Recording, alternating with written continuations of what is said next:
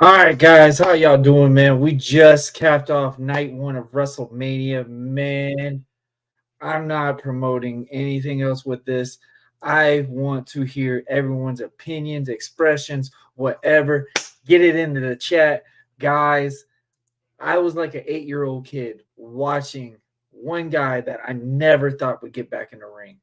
And literally almost in tears, like seeing The Rock back on my screen regularly every single week, consistently. I mean, oh my gosh, what a freaking match, a night, everything, guys. But first and foremost, obviously, I got to do a little bit of promoting standpoint. If you are new to the channel, make sure you like, share, most importantly, subscribe. Hit that notification bell to stay in contact with all our platforms: Facebook, Twitter, YouTube, Snapchat, all that. We are there. And we're also live on Instagram Live. We're on the YouTube. We're on the Facebook, the Twitch, and the X. How is everybody doing tonight, guys? I want everyone to hit in the comments below. Let me know how you felt about WrestleMania Night 1. I was not planning to do an episode, but man, I'm super hyped about this. Maybe it's the Terramana talking. I don't know, but man, it was a Steeler tonight. Guys, what are y'all opinions on it, man? This was an epic, epic match, man. Guys, first and foremost, this match right here freaking delivered. I don't mark out for stuff like this much. This match right here made me feel like I was 8 years old again, watching my favorite, watching my newer favorite, watching the guys that are the best in this business right now deliver the main event of the biggest sensation. Seth Rollins, everybody talking about he might not have fit into this thing. Seth belonged tonight. Rock, if he was going to be able to catch up, hasn't been in the ring for 12 years. Last match was 6 seconds with Eric Rowan, and I think my boy delivered tonight. Roman Reigns coming in there, getting a little bit of a fresh breath, and you started seeing the desperation between him and Cody Rhodes.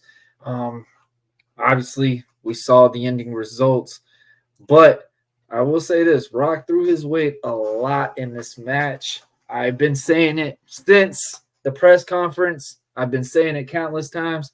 If you didn't hear me on the watch along, last year was Infinity War. Tomorrow night, or actually later on today, it's Endgame. We're going to finish the story. As you could tell, we going to finish the story. I mean, wow, this oh my goodness, the show itself, the still, I mean, good Lord, everything in it, everything, this nostalgia of this match. I mean, wow. I can't right now. That was insane to just not only witness and see the big thing of this, bro. Like, Rock delivered this match. The final boss entrance from the beginning of the Flame and Bull coming out, Rock coming out like the big bad video game villain. The level 10 that came out, I thought it was just beautiful. I'm currently watching the press conference right now, and I think Bianca Belair, Naomi, and Jay Cargill has came out into the press conference right now. I'm a little behind on it. My wife and me, we had to wait a little bit. Our kid was being a little rambunctious, and we were trying to get food ready. You know, that WrestleMania meal. We had to basically go back and hit rewind while everybody else was more up to date on the show. So obviously we'll be a little bit later on the press conference. But man, what is everybody's reactions with WrestleMania 40 right now? And did it live up to the hype night one? Also, big upset tonight. Ladies and gentlemen, Sami freaking Zayn did it. Everyone was laughing about the Rocky Balboa thing, all that. Sami delivered tonight. I really was invested with watching Sami tonight. Seeing everything was going on. I kind of changed my pick a little bit. I'll I will reveal the results of the Buzzingwood giveaway. I was very impressed with everybody's picks. There was a lot of upsets on a couple of them. The Sami Zayn one was definitely. Sorry, my bad, guys. Definitely an upset, man. Oh my goodness, that match. I'm telling you, man, that match delivered from top to bottom. Yes, Brandon, definitely, bro. It was an incredible main event. Um, I just, yeah, I'm just still in shock with this, bro, because like it was just like the whole build with this. Everyone was just so invested into the main event. I mean, I was little. The main downfall of the match right now, I say the main downfall was I had to say I thought it was going to be the best storytelling aspect match was the Usos brothers. I really was not impressed with certain things that happened in that match. I think they just were carried away. I'm not totally sure on it. The Lil Wayne entrance was kind of lackluster. I felt like Lil Wayne needed to perform or do something a little bit more instead of, just that little bit that he did. I mean, you could have just had the actual guy to come out and sing his song if he was going to do that. You know what I mean? So it's just I was a little bit down on that one. The upset also, I really thought Ray was going to lose against Dom. I really thought Dom was going to finally get that victory over Ray, and that didn't happen. Andrade and him, Carlito didn't turn any of that, so it was just like, wow, like okay. It was just insane to see that whole concept, man. But what's everybody's thoughts on WrestleMania right now, man? I mean, it was I was impressed. I was super happy with everything that just happened. Super happy. Becky and Rhea, they did a phenomenal job to open up the show. You also had the ladder match. I said it before. They freaking delivered in that match. I was super happy with the results.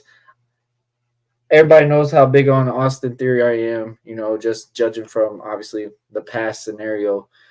Seeing him and Grayson Waller win the first titles was a little shocking. I thought DIY and obviously I'm thinking Triple H's boys were definitely going to get their flowers on this one, but everyone delivered in that match. I loved R-Truth playing the goof, doing the tag spot. Everyone hyping the tag spot. The crowd's just insanely getting involved in it.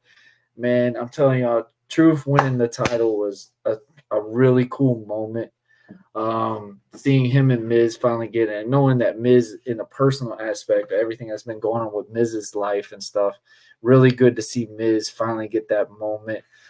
Guys, if y'all are wanting to come and join the chat, let me know. Send me a message or stuff, and I'll bring you in, man, because I know a lot of people want to get some stuff off their mind watching this pay-per-view. What was y'all's opinions on Jade Cargill? Did y'all feel like she definitely delivered coming from AEW going to the WWE? Did you see a lot of different transition changes with it, or did you kind of see the same thing? Obviously, Naomi finally getting her win, stuff like that. Bianca Belair, them coming out like a faction was really freaking. I think that was just like crazy feel with it as well. But man, Gunther and Sami Zayn match, I think, was the really impressive one for sure. Just the fact that everything that dialed in with that match, storytelling at its finest. Sammy, I thought it was really interesting, and I kind of had a thrown back a feeling when Sammy told his wife, leave our son in the back. I don't want him seeing this just in case I fail." And I mean, storytelling at its finest, man. Just oh my gosh, storytelling at its finest. Um, I mean, wow, just I can't, man. I'm in kid mode right now, y'all. That main event just like I can't express it really. I mean, I have not like fully invested like as much into a main event as much as I just did this match. But I was really happy with the full card. But like I did say, the Jey Uso match really did give me a letdown tonight. Not even gonna lie. just seeing everything that could have went dialed in with it. I thought they could have done so much more with that match, especially in the storytelling aspect. But I think with Jimmy losing this match, that's going to dial into the main event tomorrow night. Um, but man, such good stuff. Just seeing the newer camera angles, seeing the newer zoomed in stuff. What did y'all think about the Prime bottle being fully on the goal? I meant the turnbuckles, literally in the middle of the ring, and literally they had their own WrestleMania Prime and stuff like that. So I thought that was really impressive more than anything. And just seeing this whole different landscape, man, I'm telling you, WWE is really on a different changing leaf right now. We currently did have 3 title changes tonight. We had Sami Zayn winning the Intercontinental Champion, beating the undefeated Gunther. Gunther has had that title since last year's WrestleMania. He won it against Ricochet on a SmackDown and has had it for 300 something days, if I remember. 300 something days. Sammy winning. Obviously, the tag titles being changed at hands was very, very awesome to see. 2 different tag teams being crowned tag team champs tonight. So they are officially no longer undisputed tag team titles. They are now split. I think that's a perfect suggestion as well. There's just so many cool little things that they did dial in with. Rhea was the only one to defend the title and keep it good. I felt like Rhea needed it more than Becky. Becky brought a good fight, but Rhea's mommy on top. Let's just put it that way. Mommy is on top. But yeah, man, wow. This match, I mean, Rock coming out looking so different than what we've used to seeing. I know I keep talking about that main event, man, but that main event, I felt like a kid watching wrestling again. I can't even lie to y'all. Like, this was a really cool moment to see everything dial in the way it did. But yeah, man, this was really awesome. I actually got a friend right now, my buddy Big Mike. He actually is at WrestleMania. He's talking about how cold it is right now. And he's sending pictures on our chat right now and showing the pictures of The Rock. Mike, you're evil. You're evil. Rock, May 17th, bro. I know you're about to go back and film and all that. May 17th, SmackDown's in Jacksonville. Please be here. I don't even care if it's a dark thing for you to show up, dog. Just be here. That's all we need, man. We need you on SmackDown. May 17th, bro. I need that. That's what I need, okay? But, man, I thought WrestleMania, good deliverance tonight. The women did well. The Kabuki Warriors, Dakota Kai, they showcased pretty doggone well tonight. Naomi had a very good way to get into the heating segment. When I say heating, since everybody wants to know it, feel like they know the wrestling terms. When I say getting into the heating, it's obviously when you're in a tag match, they taking most of the match, taking most of the momentum to obviously, hey, get the bigger spots, get the hot tag, and get the ones that get that showcase moment off. But, guys, I got a nice little guest coming on today. Ladies and gentlemen, I got my boy from the OTTR mob, Mr. Uncle Fat. What up, Brody? What's up, bro? What's the word with you, man?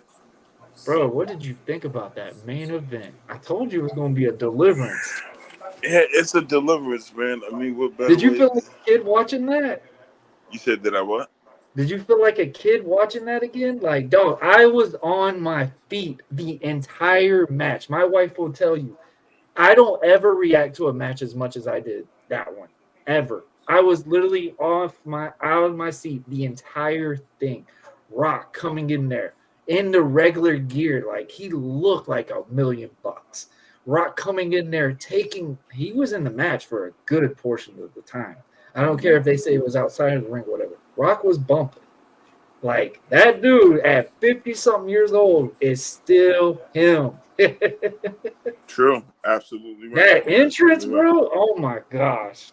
That absolutely final classic and boss epic. thing. Oh my gosh, bro. But then you come up with the Brahma Bull belt, like what a way to kind of show your That was, dominance and I your thought that power. was perfect, especially from like the Hall of Fame thing. Think if it Right, was like a baby face, people would have popped hard for it. But obviously, the way The Rock is now, I thought it was really good to get that heel heat, bringing that title. Like, hey, man, this is my title.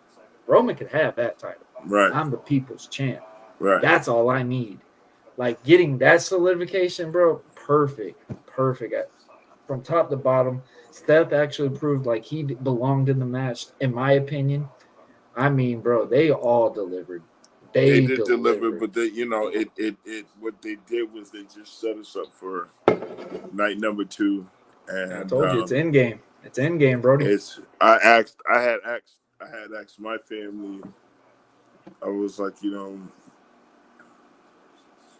since it's Simone rules, who's going to come out and help Cody? That's one, Your favorite. right? And then whoever comes out, who is going to get the hit on Roman? Because if you think of the almost 4 year stint, think about how many people this man has screwed over. Exactly. That's why I'm saying. That's why I kept telling you it's in game, because it's literally recapping everything from that reign. Because this is really where the bloodline's going to have that shake moment. Mm-hmm. Seeing what's going on with all that and seeing everything dialed in with it. I don't know if you watched the press conference right now. Roman just walked in the room. But Oh, I'll watch the that was press a crazy. conference later. It was a crazy. It was. I watched the press conference. He was kind of annoying me at the beginning. Like he's a little. I get it's part of his act, but uh, overall, He's making it seem like he made the pinfall. That's yeah, what it is. and Like he did everything. That's like what he's been doing from the whole beginning. But we're now just realizing that, because now we're just like, bro, we want to see the other transition. right, Like, and this top is what I told sensation him. wise, like I'm wearing the Rock shirt, and I'm all for the Cody Rhodes standpoint, but bro, always Rock. And seeing, I literally, not even gonna lie to you, man. This is how you could tell, like, real fan base wise. I almost shedded a tear seeing The Rock coming on a ramp, seeing that this man coming from the Hall of Fame, coming regularly on our TV set right now. This dude is the biggest box office actor of all time. Right, He don't have to do this. right. Rock didn't have to do those 8 weeks of training that he had to do get himself prepared to do this match. And for what he said about Cody Rhodes and Seth Rollins, man, I think Seth and Cody really took a representation out of that. But man, I can't take getting beat with no more damn belts. Well, reparations of slavery had to be represented in some senses. What did you think about him throwing his weight? I expected nothing less. Yeah, I think Triple H is getting involved tomorrow night. There's a lot of people that are going to get involved. Triple H is definitely going to come in and give somebody a pedigree. To where he looks at The Rock and tells The Rock to fuck off. You don't run shit. I run shit. Might call him Dewey. This is where that Infinity War thing goes into place, because it's like now The Rock looks like Thanos, and Triple H looks like what's the dude with the black eye? I mean, not the black eye with the patch over his eye. Nick Fury. Nick Fury. So it's like this is the man that's running the whole agency thing with the Infinity Wars, constantly fighting, but every now and again he might have to get his hands dirty just to kind of set the record straight. Yep. It's gonna be good though. It's gonna be a great thing, and what it is for me, honestly, it goes back to that question I asked earlier. Everybody's saying you have Stone Cold coming in, you have Triple H, you have. I don't see Triple H attacking somebody. I just see Triple H coming out there saying, "Rock, enough is enough. I'm showing you who's the real boss here. You threw your weight too much on that match last night. That's not happening here. Enough is enough, and then you're gonna just see people just coming to help aid Cody in this match. But that's And I'm what I'm telling you, saying. That's it's what gonna be he a does say cluster, that. but it's gonna be one of these matches you're gonna remember for a while. But see, even if he says that, I still do see. I can see him saying that, and then like The Rock kind of pushing him or getting in his face, just shoving him, and then The Rock giving him a quick pedigree, like, and then doing like the game, like how he introduced himself when he came back, he turned around, closed his eyes, had that nostalgia feel. It's coming. He's got one pedigree left, and you have to understand it's I coming just hope it don't because. hurt his heart, bro. That's my biggest worry. I've seen somebody that has a pacemaker wrestle, and it's not good. It's rough to watch. It's not good, but you also have to understand you don't think he has prepared for that too. Oh, I know. If he's got one, but I mean, he's been pretty adamant. Like, bro, this is my jump start. Why would I fuck it up? True, but you also have to I understand. got a fine wife at home and a bunch of babies. But we're talking about a level of respect because people he fail needs to that jump realize. start for something else, man. Stephanie got some needs. Yeah, I know she got some needs, but at the end of the day, you also got to think about it. It's not a pride thing; it's a respect thing with the game. We're gonna get a hashtag justice for Steph. Back blown by Triple H. You understand? No knees. no knees. But no, I listen, bro. I look at it like that WrestleMania 2 months ago, where the slap heard around the world, and then him walking in the back and then telling Triple H, "You better get your shit together, otherwise, it's gonna be a problem." And then that smirk that we've seen for over 30 years from Triple H knows that when that smirk comes, there's a solution and a pedigree behind it. Yep. And that's why I said it's not him taking the hit. It's just him being able to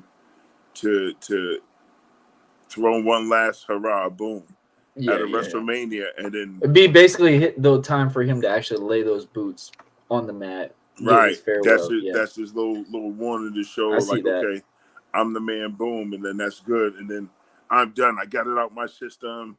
I got my nostalgia feeling night one, part of night two. Now I could be the CCO and just boom. And that'd be my branch. Like literally, hey, that's my farewell. I gave all I needed out of this. Now The Rock can come in and do what I did until he's ready to stop, and then we just go from there, But right now, it's the end of part one of the Infinity War. Bro. Tomorrow, isn't that crazy? It's still another night. Like the way that they just delivered that, bro.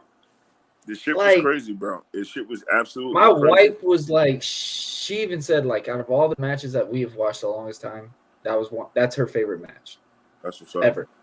And my wife still new with wrestling. Obviously, being married to a wrestler, she's been accustomed to all this. And she's just like, I have not been that entertained from somebody that you've looked at as a kid. And she's big on Seth Rollins. Big Seth Rollins fan. She loves everything about Seth. I know she was hyped with that damn curtain, that curtain, Corella DeVille looking thing he had on, bro. I'm just like, come on, looking like a sparkling antique curtain, just. Bro, everybody kept trying to figure out what was on his shoulder. It was a flower.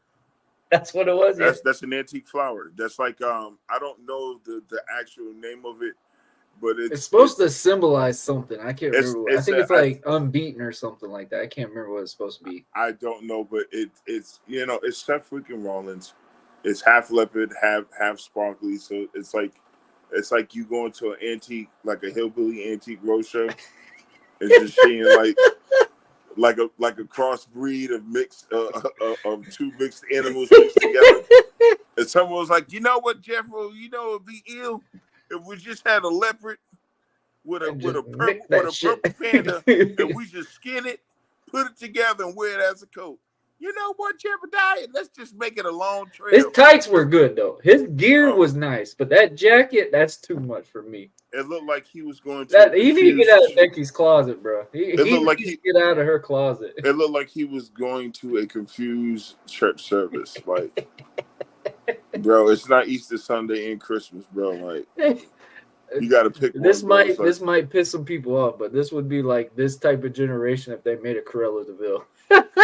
yeah. Deranged and confused. Yeah. And every time you say something, she just screams, "Whoa!" Like,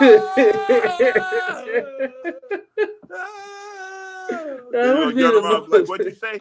Then she gonna look like, "Burn it down!"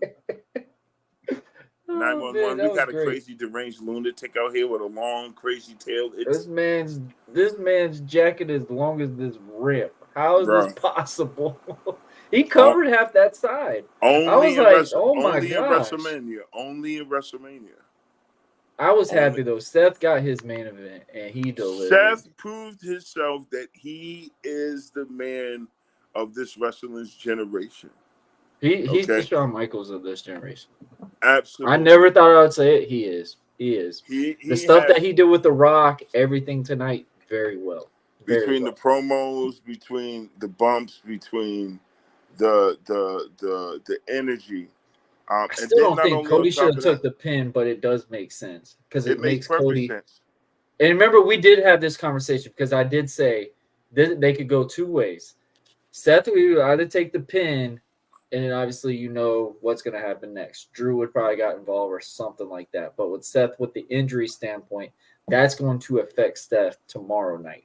Right. Now, them pinning Cody and Rock pinning Cody, that just solidifies the fact as like, I literally said I was prepared for tonight. Now I really got to be prepared tomorrow night. Mm-hmm. And seeing the stuff that he did. And I like how Rock waited till the very end to like really get Cody's mom involved. You see, I thought it was so funny. I hate you. I hate you. Bullshit. I told Libby not to like Maui. You see how the Rock's grandmother was getting ready to walk over there like, son. Did you see her? She was ready to hit Seth. She was ready to lay Seth. Security guard was like, "Ma'am, no, man, you can't. We don't need no crazies. You can't do that. You can't do that." I can't believe Rock looked that freaking good tonight. Oh, he looked okay. So outside of that, I will say this: after the entrances, that little 3-minute stand in the ring, where you had Roman on one side and Rock on the other. That picture right there is one of the most epic photos in WrestleMania history.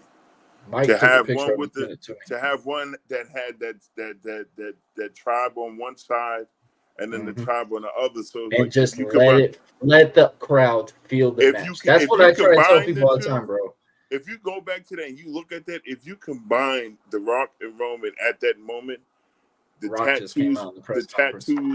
tattoos with a line. And then you would have one Super Samoan. And it was kind of ill how they did that.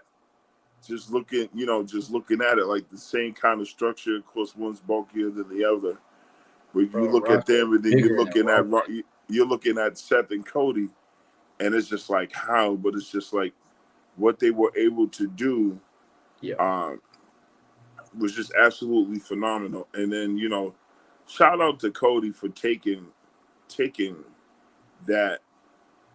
First of all, I want to give props to Cody for handling this storyline better than anybody. Cody's legitimately a team player. Oh, and absolutely. That's what people got to realize. Cody is literally the new John Cena, and he's been like that when they put him in that bullshit Stardust fucking routine. Exactly. That's one thing I did tell people all the time. I even told Cody this when we were in that Georgia show. I told him, said, bro, nobody's ever gave you the flowers that you have deserved. I said, out of anybody in a believable character, you go 1,000 with every character he's ever done. The mustache character. Nobody else could have got that over as well as he did. The Dashing Rhodes character. Nobody would have went full throttle with that as well as he did. The mask character, the little mask thing, he came up with that. That was the most beautiful thing because this is the moneymaker. Now he broke my nose just from one kick. Now I'm wearing a face mask all the time just because of what he saw. I think it was Chauncey Billups wearing. No, it was Rip Hamilton from the Pistons wearing it when he got his broken nose, whatever, and found out you could still play games with it or stuff. Right. Like, because he was elevating with the culture with it. He was making that relative standpoint. And I literally told him, I said, bro, if you ever go back to WWE, you're going to be that guy. And seeing this now, man, it's just really fucking awesome. Right. And I don't having your nostalgia moment, bro. It really is like, it's like, and a lot of people like to give me flack about, with the Cody standpoint, but bro, just witnessing it after seeing this man bust his ass. I always talk about it all the time, man. We were in a building, 10 people were in the stands. We did not think this man was going to do anything with us on a 6-man. There was a 6-man cluster, what we had, a 6-man elimination gauntlet, some crap like that. And Cody literally said, I came here to learn wrestling. He did exactly all the moves that you will see him on a WrestleMania do in front of 10 people. That's where I got the most ultimate respect for him forever. Yeah, just for seeing something like that. You're not supposed to stop doing what you're known for, and that's being a wrestler. You're supposed to put on the show regardless of whether it's 10,000 or 10 people. That's it's just like when you're a musician or a singer. Yeah. You did this, you got into it because you loved it. This is whether you're the first in your family or you're generational, you have a certain type of passion and a love and respect for it, but you make it your own. And that's what he did. He went through the fucking trenches. I've never seen a person in wrestling. Not even Cena. Cena. No, to go through that much criticism off of a person that you had no control over. And then being the baby of the baby, because you're 20 years younger than your elders, makes it even more, because now you're not even the third generation, you're like fourth. If we're talking real time, because every generation is at least 10 years apiece. Exactly. Yep. You came out two generations afterwards. So you're literally like 4th, 5th generation Rhodes that's trying to complete the story. You're trying to finish the story for a man that could have been the man, but chose not to, because he would have been Hogan if he would have been in there. But he knew. So the question is, so I want to know this. Now that we have seen what Cody has been delivering, is Cody Rhodes still the son of Dusty Rhodes, or is Dusty Rhodes the father of Cody Rhodes?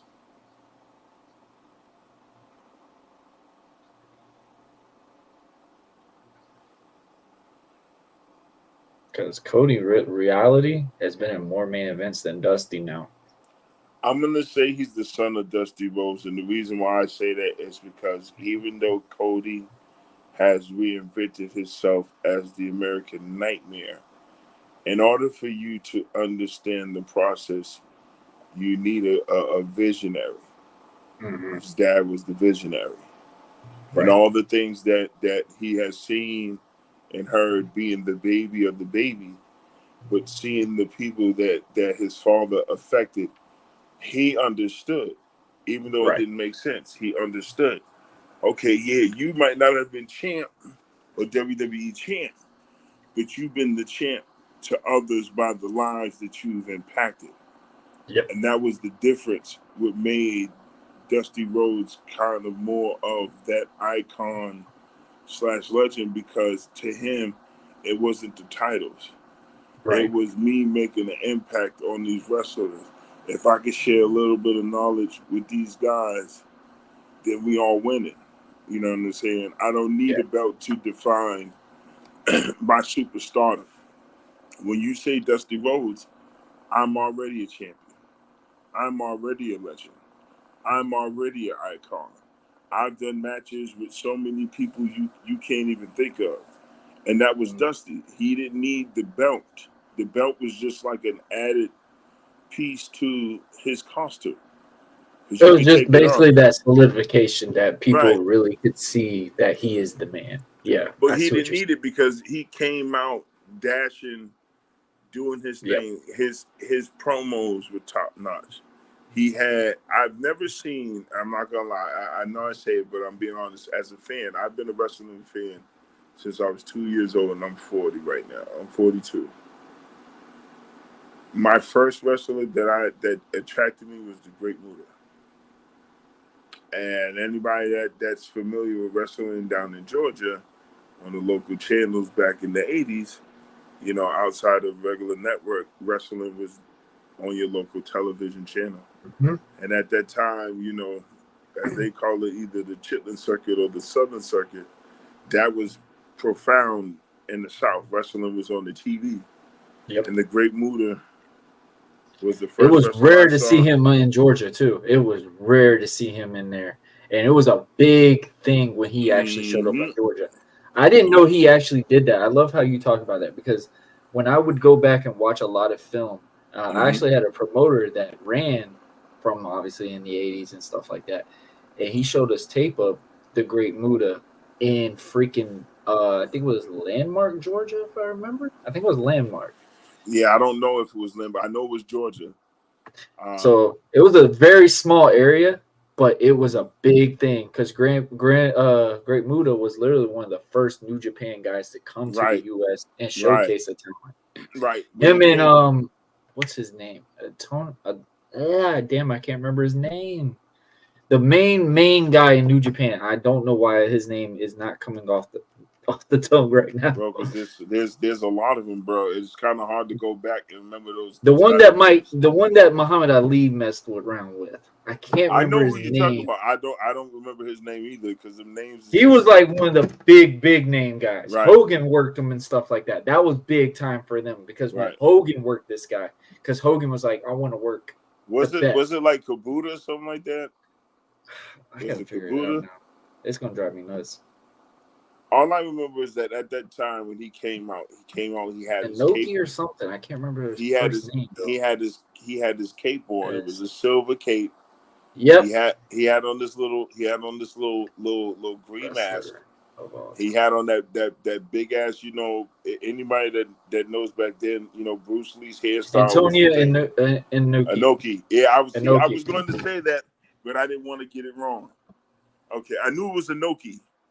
It was coming off of that part, but I was like, is it an A in it or is it an I? I was just like, oh man, because I was like, I was very starstruck when I watched a lot of his matches, especially when I started in the Indies. I was watching a lot of his old matches, and I was just like, damn. Oh, he brought a lot of people fail to realize that. Talk about this man. This boy could move, and he brought a lot of hardcore shit to the ring back in the 80s. He was bringing that real shit to the ring, and that's why guys like him went against. He pushed Hogan to the limits that match. Oh yeah, and to me, that was the blessing for me because I got drawn into it by someone who's not American. Yep. You know what I'm saying? And to be honest with you, what really got me was it wasn't just. I remember the outfit and stuff because it I'm just gonna keep it a buck. The Muta got me when he stood on top of the ropes and he did his little signature hand move. And when he crossed his hands and he spit out that green shit, and then he spit that shit in someone's face, I said, "You can do that in wrestling." And when I was terrified of it. I was sold. I was like, this dude spits green, blue, whatever. And not only top of that, he's doing Bruce Lee kicks, chops, suplexes. I'm like, he wasn't even that big. He wasn't that big either. That's even the crazier part. He wasn't that big. You know who he reminded me of? What's that Asian guy? You know that Asian guy that's in all those Van Damme movies and old school Bruce Lee movies? That one Asian cat. He's talking about that main villain off of Bloodsport. He was on Bloodsport if you're talking about him. Yes. That's who the Muta. As far He as was actually body a size, wrestler, believe it or not. He was as actually far a yes, wrestler. as far as body size, that's how the Muda was back in the Yeah, 80s. They like were a all damn like that. superhero. The wrestlers, they were all like that. Even Inoki, they were all like that. Oh yeah, definitely.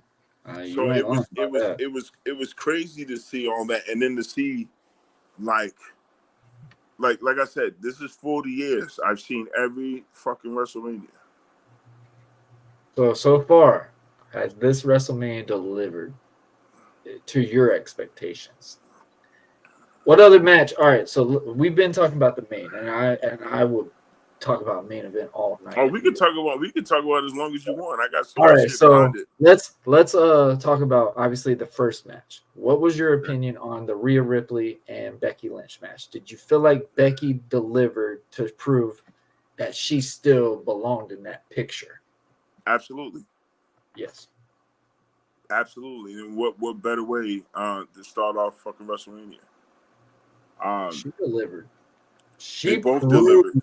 that she belongs still They in that both title. delivered. And people cut a lot of people don't cut Becky Lynch enough slack for her to have gone through what she has gone through. I know her being a new mom and all, and it's like a year in or two, but you know, when you're a new parent and you're away from your child like that, that fucks with your That's mental. that guy's name right there, Fats. Bolo Yang.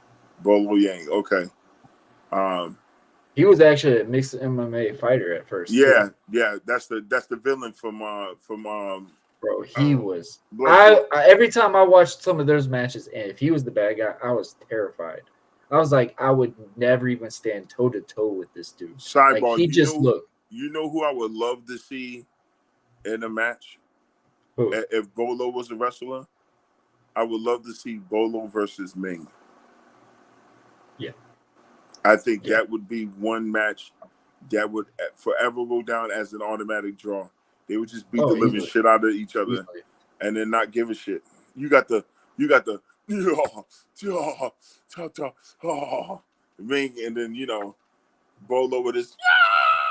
What's up, Ambassador? How you doing, bud? What was your opinion on WrestleMania? How'd you like it, buddy? Here's my thing. First match, great. Good startup. It was a good Great deliverance. Great startup. Becky Lynch, like I said, this is going to be another chance, another step for her to get closer to the belt. I just hope that she gets to it. My thing is, it's just people overlook the size when they see her and Ripley, but you also got to understand she was one of the pioneers in that force. Rhea the toughest match, I think. I think she's gave Rhea the toughest match so far. I think so, yes. In her 1 year stint, yes. But I Into think that her armbar, match, the way that they did that, like perfectly off the top, come off the side, and then get into an armbar, I was impressed with that. I was like, I like how that transition worked because you don't see that often.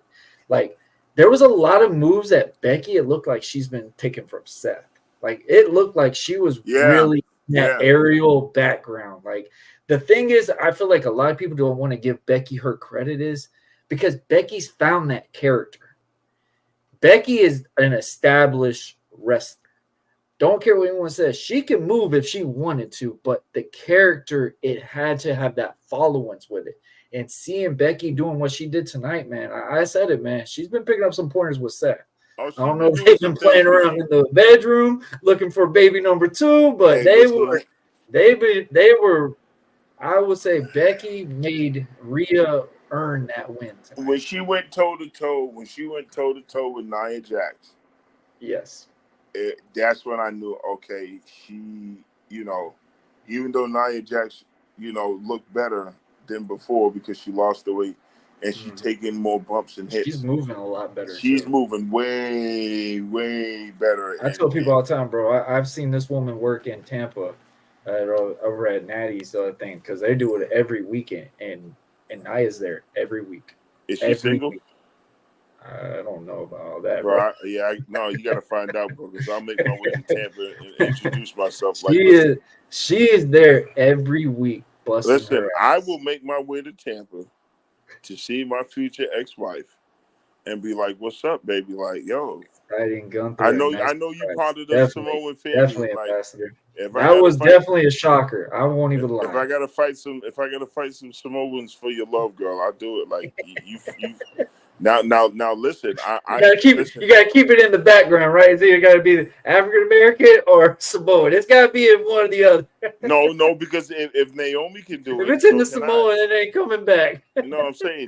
If Naomi can do it, so can I. So I mean, she married Jimmy, so why can't I get? Why can't I get Nia You just Jax? gotta get them little skirts, bro. You gotta work on your dance moves. That's all it is. Bro, That's I know all how it to is, bro. You dance. gotta get them dance moves. I know how to dance. Get I ain't that, worried get that about that. Samoan dancing move a little bit. You good? I could do a little bit of something. I could do a little monkey tree dance or some shit like that. I can get Tuesday. I can hop Tuesday. And my size would probably Rock fill along still in with the that press family conference. anyways. So He's I'm still not in even that. worried about that. So the first match was good. The second match, What'd you think that of it? was The that was ladder? the that was the ladder match, right? Yep. Okay. That was That's I what I thought it give was them so if we're going by 5 stars, I give that a 3.8. okay. Actually, I'm not gonna lie, I'm gonna give it a 4. It I'm did not gonna feel off bullshit. when the first team got the titles That and pissed me from the off. match. I But didn't I like that understood part. I understood why, and that was the beauty. Bro, That's why but they call in it my the opinion, what 6-pack they should match. have done is what we talked about. I think they should have done one red and one blue. Just done it that way because you got too many titles hanging up there.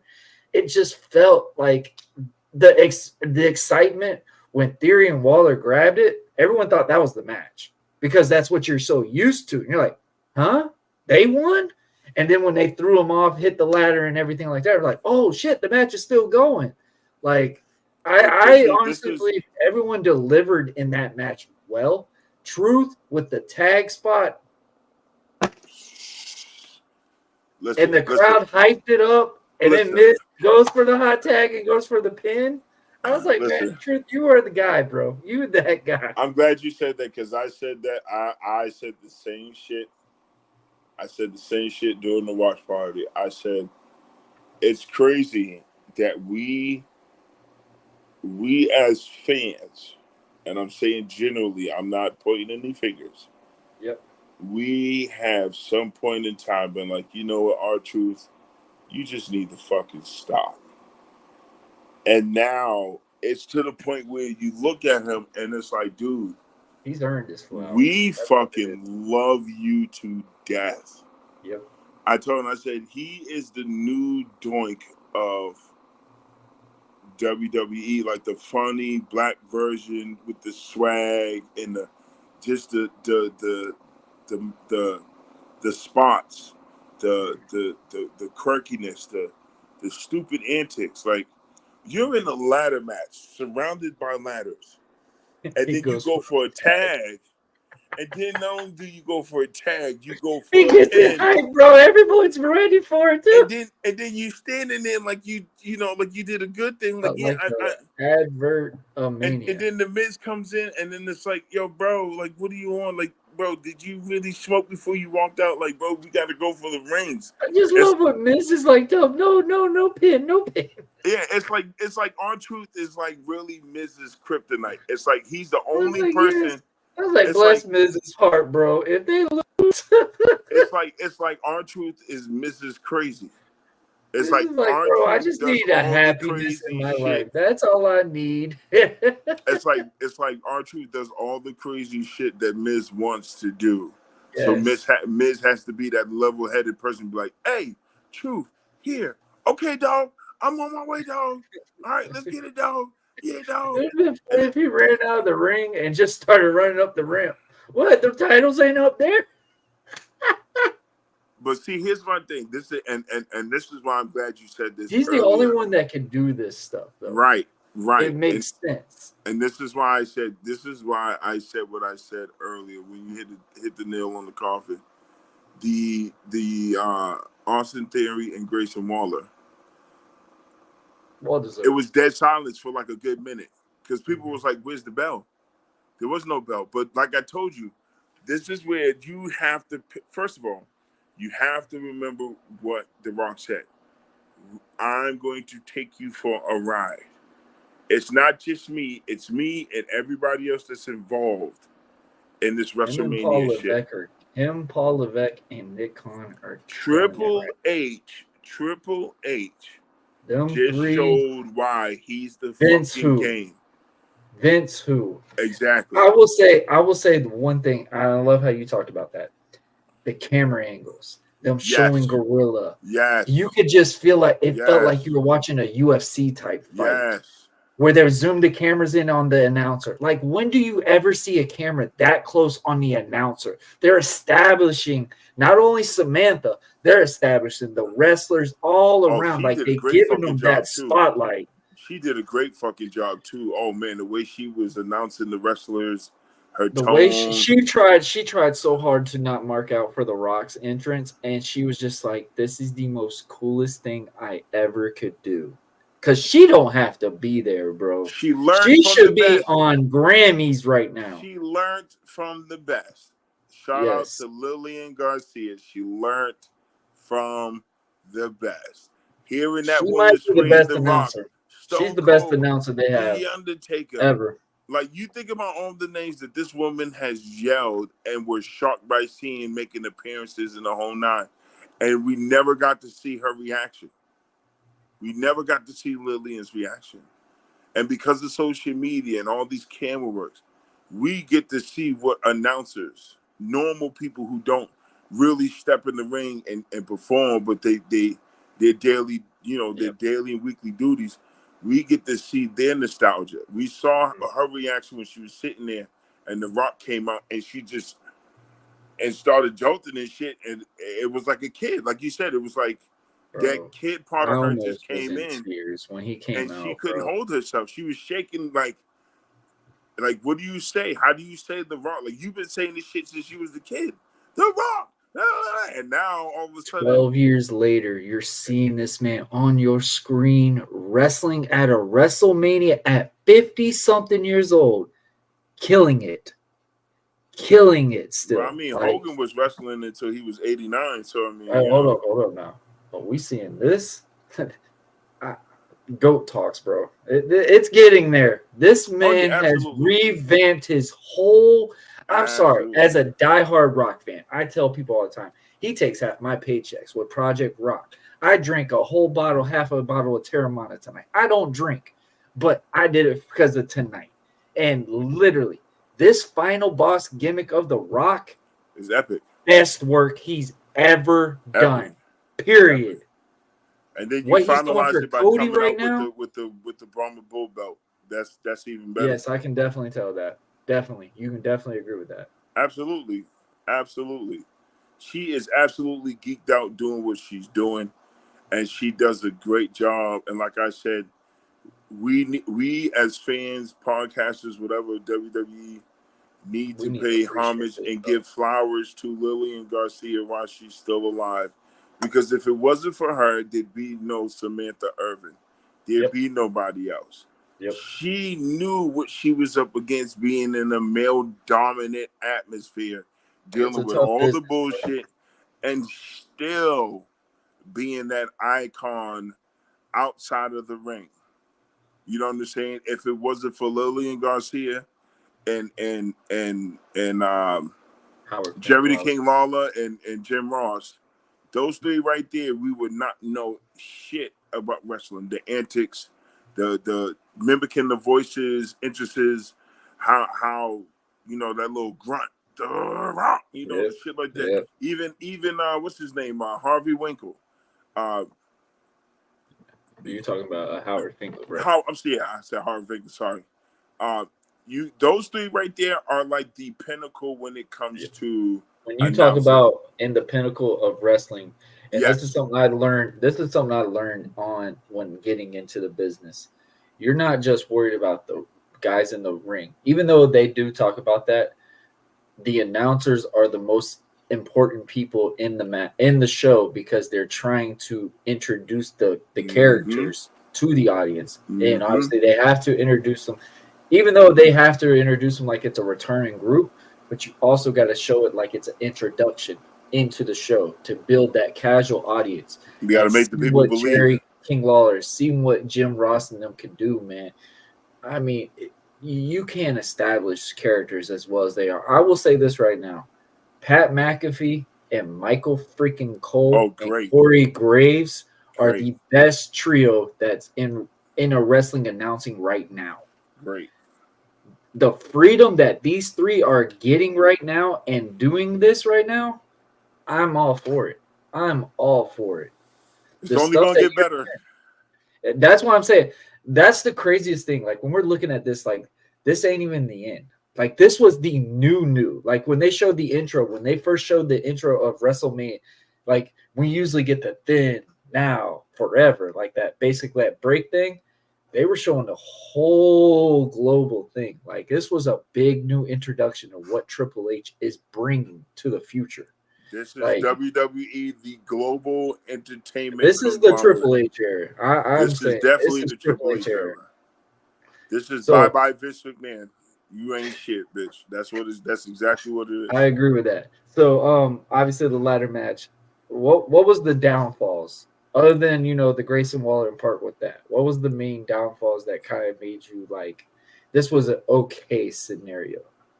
That to be honest with you, it was that Yeah. Grayson Waller, because it happened so quick and so abruptly. They It was did. just like, That was the one thing I was shocked about was like how quick they got up right, there and it just pulled. I'm just right, sitting like the match it really wasn't even that long yet. Like right. get a little bit of an establishment, get everybody's little kicks in, whatever. And especially Theory. Theory can sell like nobody's business. Like all those damn things. So out of those tag teams, who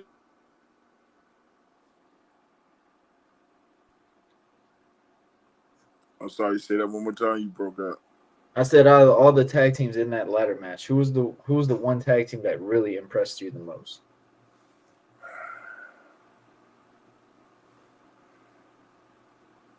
I would have to say the Republic. Yes.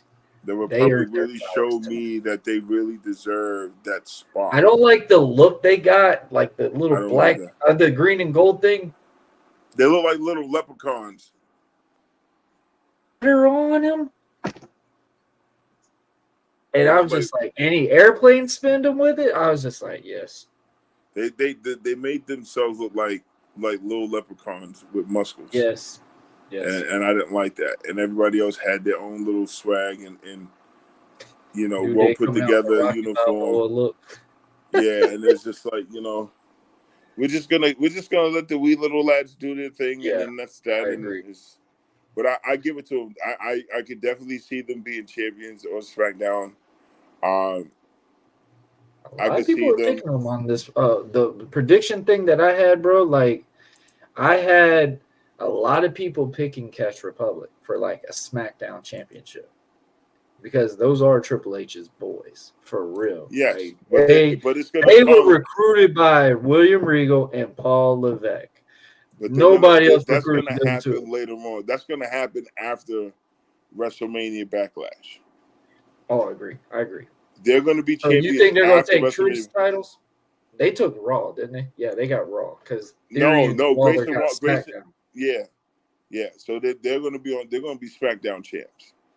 They're gonna be SmackDown champs. They're gonna get it. They're gonna get it, and then once they What's get it, up? they're What's gonna up? either Hope you lose it. enjoyed WrestleMania. It sounds like you They're were either gonna edited. lose it to the Street Profits or Final Testament. Final Testament. Sorry, Yeah. and that's how I see it because they deserve that. So they're Hey, gonna have their little stint where they're gonna come in and say their little shit and try to go for the titles and things like that. And people will try to go for it, but the real fight's not gonna happen until after the Street Profits and Final Testament have their street fight. Um, yeah, I agree with you on that. with that ladder match, that's the only thing that I have an issue with. Is just they grab What the about belts DIYs? Were they to impressive for you tonight? Because I know you weren't the absolutely. biggest. I know you weren't that big on DIY at first, so you got a I lot of wasn't. respect from them You now. know why? You know why I wasn't, because I didn't watch them in NXT. That's why. Yeah, So yeah, I didn't know anything about them. But what they showed me so far by coming together WWE, I am glad that Ciampa finally yes, is becoming a household name again. Because I liked him in the singles, but I like him more. They as a gel tag well. team. They gel very freaking well. Absolutely, and it's kind of like they kind of remind me of like the old school WCW Dave Malenko, Chris Benoit type. Yes, I'm glad you picked that console because a lot of people would not agree with me on that. I was like, Yeah, bro. they fit that mold. I was going to say Eddie, but I think Johnny kind of reminds me of that Eddie look. But you hit it on the nail. It does remind he you of kind that of Benoit. does, but if you think that about Dean it, Malenko and Benoit, their very first up and coming. Yes, I totally agree. They have all that. So to me, that's how I look at it. Judgment Day, their Judgment Day. It's okay. They did good. I was impressed with them. But they needed to lose that. They needed to lose the belts because they were set up to fail regardless. Right. Right, and that was the main point because they weren't defending the titles; they were just doing it for show. So I'm New Day okay did with the that. deliverance. I liked what New Day brought. Yes, they really got back establishment tonight. They're gonna get the belts. Really they're gonna get the belts again. They're gonna get the belts again. I'm not worried about that. Listen, this was just to break up the belts. To showcase newer tag teams and get that establishment back on tag team wrestling. Yep. Exactly. Because now like you said, this is all for Triple H's recognition. This is Triple H's first official WrestleMania without Vincent Kennedy McMahon. This is the first WrestleMania where he's in complete control from Sunday to this Sunday. Yeah. This is all Triple H's thing. This ain't Vince McMahon's thing no more. This is all the CCO and The Rock and everybody else that's teaming with him to do this. This was a well put together first night. Bro, who would have thought Rock and Triple H is putting this product to what it is? No one did. I'm still baffled. I remember I did tell y'all when they were talking about who would possibly buy WWE, and everyone crapped on it when I said maybe The Rock would offer. He would probably put an offer down. And I remember Blackheart and a couple others like, bro, there's no way Rock's buying WWE. No way. He bought TKO. I was like, bro, when he got on that TKO thing, I had a feeling Vince wasn't going to do the TKO deal unless Rock was in there to get a wrestler's perspective into this product. Because Rock is one of the best when it comes to the storytelling aspect and the build of what he's doing with it. And Triple H is more the wrestling aspect, like the catch wrestling, all those different type of things. The biggest thing a lot of people are not realizing is Triple H is not bringing sports entertainment anymore. He's bringing pro wrestling into this. When is the last time you've heard Michael Cole say that announcement on TV? We are in pro wrestling. Yeah, once Vince McMahon left, so did the 50 words that were banned gone. Every single thing that was tonight was never allowed to happen. Prime bottle on turnbuckles, bottle on a ring. Tonight was the first time. Tonight was the first time in I think in the past 15 years ever where I've heard pro wrestler. Professional wrestler 2.0 Triple H. Usually they call them superstars, WWE superstars. No, we have a professional superstar wrestler. They're professional wrestlers. They're not just superstars. They're professional wrestlers first, and then they're superstars second. That's how you're supposed to do it. And because of this Triple H era, now we get, as fans, we get to relive what it is to be a fan. That's why we don't see these make-a-wish shit. The older audience can now follow the product. I feel like I think that's what he's putting in that perspective. He took away can still follow these guys, but the guys that have grown up with this product are now able to really grow. That's where the money's at. That's where the money's at. And you can see they're bringing that college audience back too, getting all these NIL pounds and all that. Because you got to understand, the PG shit only works for so long. Especially in this sport. Especially this sport. Because kids grow up. Yep. And they're not gonna want to see that pansy shit. So You're only you're gonna just put gonna a keep. Power Ranger on. You're only gonna play with a Power Ranger toy for so long. I think that's Eventually, the you'll be best like, way all to right, this Power go with, Ranger bro. needs to shoot some guns. It needs to have some sex with a Barbie or something. Like, something's got to give. I'm tired of this shit. Like, or put it back in the box like they do with Transformers and Hot Wheels. You don't take it out. You just leave it in there. Keep Just the leave box it in clean. there, collector's item. Yeah, and that's the thing. Triple H felt like like WWE with all the Can't play with Turbo sponsorship. Man forever. Yeah, he felt like with all the sponsorships, it was turning into like a kid friendly zone, and the Yes. shit was sucking. So Master Silk Art. now you come into the fold, and you completely not exonerated, but you completely push aside Vince McMahon shit, and you're like, here's my shit. Now look at it, and that's why I said the beauty behind this whole thing is we have no clue Did you see of the what Triple smile that H. Stephanie has had when Paul Heyman gave Triple H his flowers last night? Like, I think Stephanie has been trying to get Paul in that office more than just what he was. Right. I feel like that was the biggest But he thing. wasn't ready. He wasn't ready because he was still wrestling. He still wanted to be champ. True.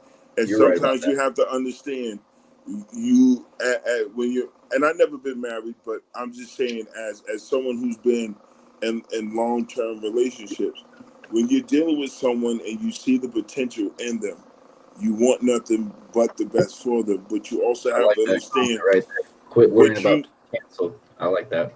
what you see, what you might see in that person, and you want for them to go for it, you have to understand it's their path. And yes, Mm-hmm. they see it, but you have to let them finish what they started. Triple H had to finish what he started. And once Mm-hmm. he finished what he started, it was an easy transition for him to just step into the office and boom. Now, let's say if he did it earlier, we would not have known the magnitude of what he would have done now. And I felt like Very if true. he'd have did it earlier, It I would think have he would have folded. been, It would have folded before it started. Yeah. and he would have been a part of that Vince McMahon bullshit. And Yeah. that's the one thing I didn't. That's the one thing that I'm glad with Triple H that out of all the shit that happened, his name remained Bro. clear. He's one of the ones that never had his hands dirty. The only thing he's ever Right. really did was really messed up was cheating on China. I mean, that's really the only messed up thing you really could think of when you regard to Triple H. And Right. I've heard countless stories about countless wrestlers. Always say good things about Triple H. Right. Always say good things about him. So I And mean, that's seeing the that, beauty of it. And that's the beauty to sit there and let your name ring bells from wrestlers that have crossed your path in your 30 plus years in the business. And for you to now be in that spot to where you're running one of the biggest wrestling companies in the world. That this man can call up anybody if you put in the work and you got what it takes. I'm And sorry. that's legit what it I'm not is. saying I'm not knocking AEW on this. He wasn't lying when he was saying what he was saying on those press conferences. And he said it was. He said, "I'm not just BS. I'm not bluffing, blowing smoke up someone's ass. These are facts. These are facts. We are bringing it. Nobody's coming close to behind us." And I mean, he was not lying. And everybody was like, "Oh, they're throwing shots at AEW." I said, "No, they're telling everyone this is No, they're not letting everybody know WWE. This is not WWE that y'all remember. We're this is a changing new. everything." Bro, they're about to be on Netflix for 10 years, bro. Yes. What fucking wrestling company did you know is on Netflix? Who's offering? Who is Netflix offering for something like that None. long? None. They're not even None. getting the NFL for that. They don't even Period. get the latest movies. They get movies that came out like The Red Box films. If that's even a thing anymore. no, it's still a thing. It just depends on what neighborhood you go into.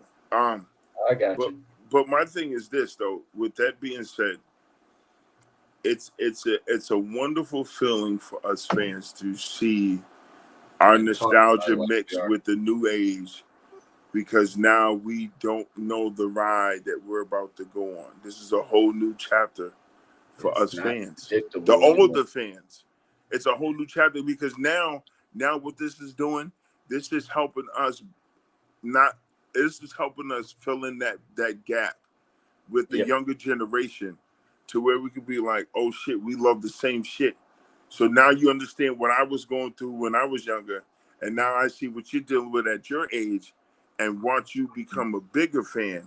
So now we have shit that we can talk about for ages and decades, and blah blah blah blah blah. It's no more Vince Man. It's like, yo, that WrestleMania was crazy.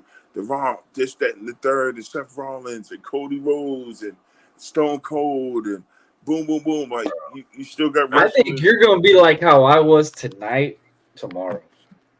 Yes. I think when Austin pops up, you're gonna either call me or we're gonna be in a group chat for like 2 to 3 hours. You just sitting there going like, bro, that was the best thing I've ever fucking saw. Bro, I don't care what clusterfuck y'all think this was. This is going to be a cinematic match, but the end of that match is going to be so established. You're not going to know what to do. Shows his face tomorrow night and gives someone a stunner. I'm letting the world know right now. I'm going to have a serious fuck you reflex. And if you don't know what that's from, you need to go see Camp WWE and watch it, and you understand where the fuck you reflex come from. Great show. They might bring that back. I hope. They need to bring that shit. And you know what? I guarantee you that will be on Netflix better than ever. I think they'll get right to the first one. Yeah, but see, the first one is gonna hurt a little bit because you got Bray Wyatt and Bray Wyatt. Yeah, he was in it a lot too. And it just kind of, and it's like, Ric thing and everything.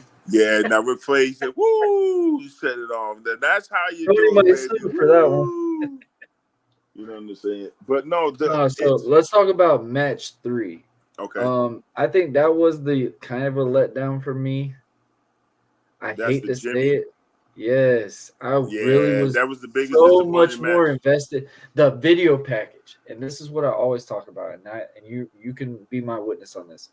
I'm more invested on the video package sometimes more than the matches, and that established was great. The match itself, I don't know what it was. The 3. It's half and half. It hurt because I really thought that could have been the match of the night. It should have been the match of the night, but the problem is, I think Jay kind of dropped the ball this match. The Lil Wayne thing was pointless. I'm sorry. Lil Wayne coming out there doing 2 little lyrics. I really was wanting like a full song, bro. If you're coming out there at WrestleMania, I know damn well you're not going to go to no Super Bowl and just say one word. And that just be it. He had to, because you got to understand it's wrestling. One, and secondly, you got to think of the words that were being said. I agree, but I was just wanting, like, bro, like, get this crowd going. You're the best rapper on the planet right now. Get this crowd. This is the Philly crowd, bro. One of the toughest crowds to get over. If he'd have went past into the words of Millie, it'd have been censorship. Mm-hmm.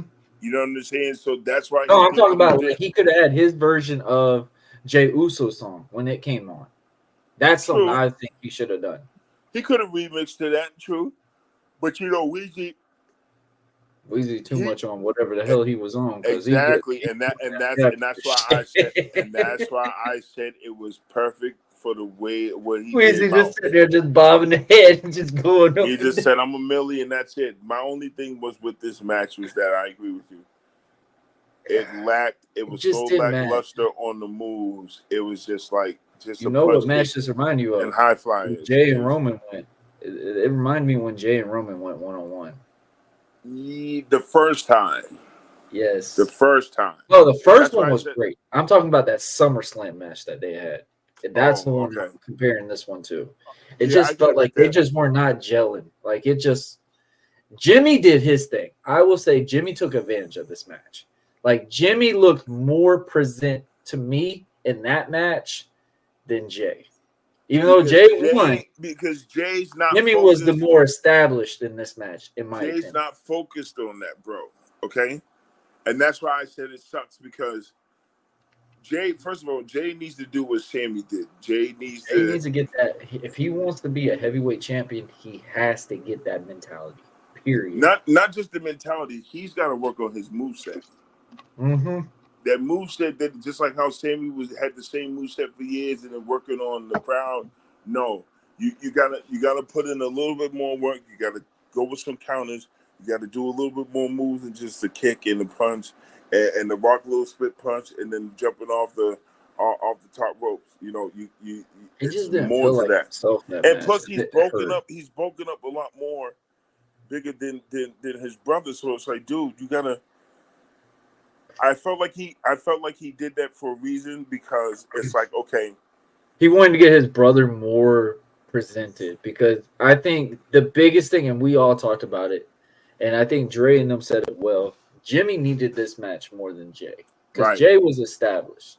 Jimmy he's main needed event, this to basically get proved, hey, you can be a singles guy. right, Like, we don't see you as nothing else but a tag guy.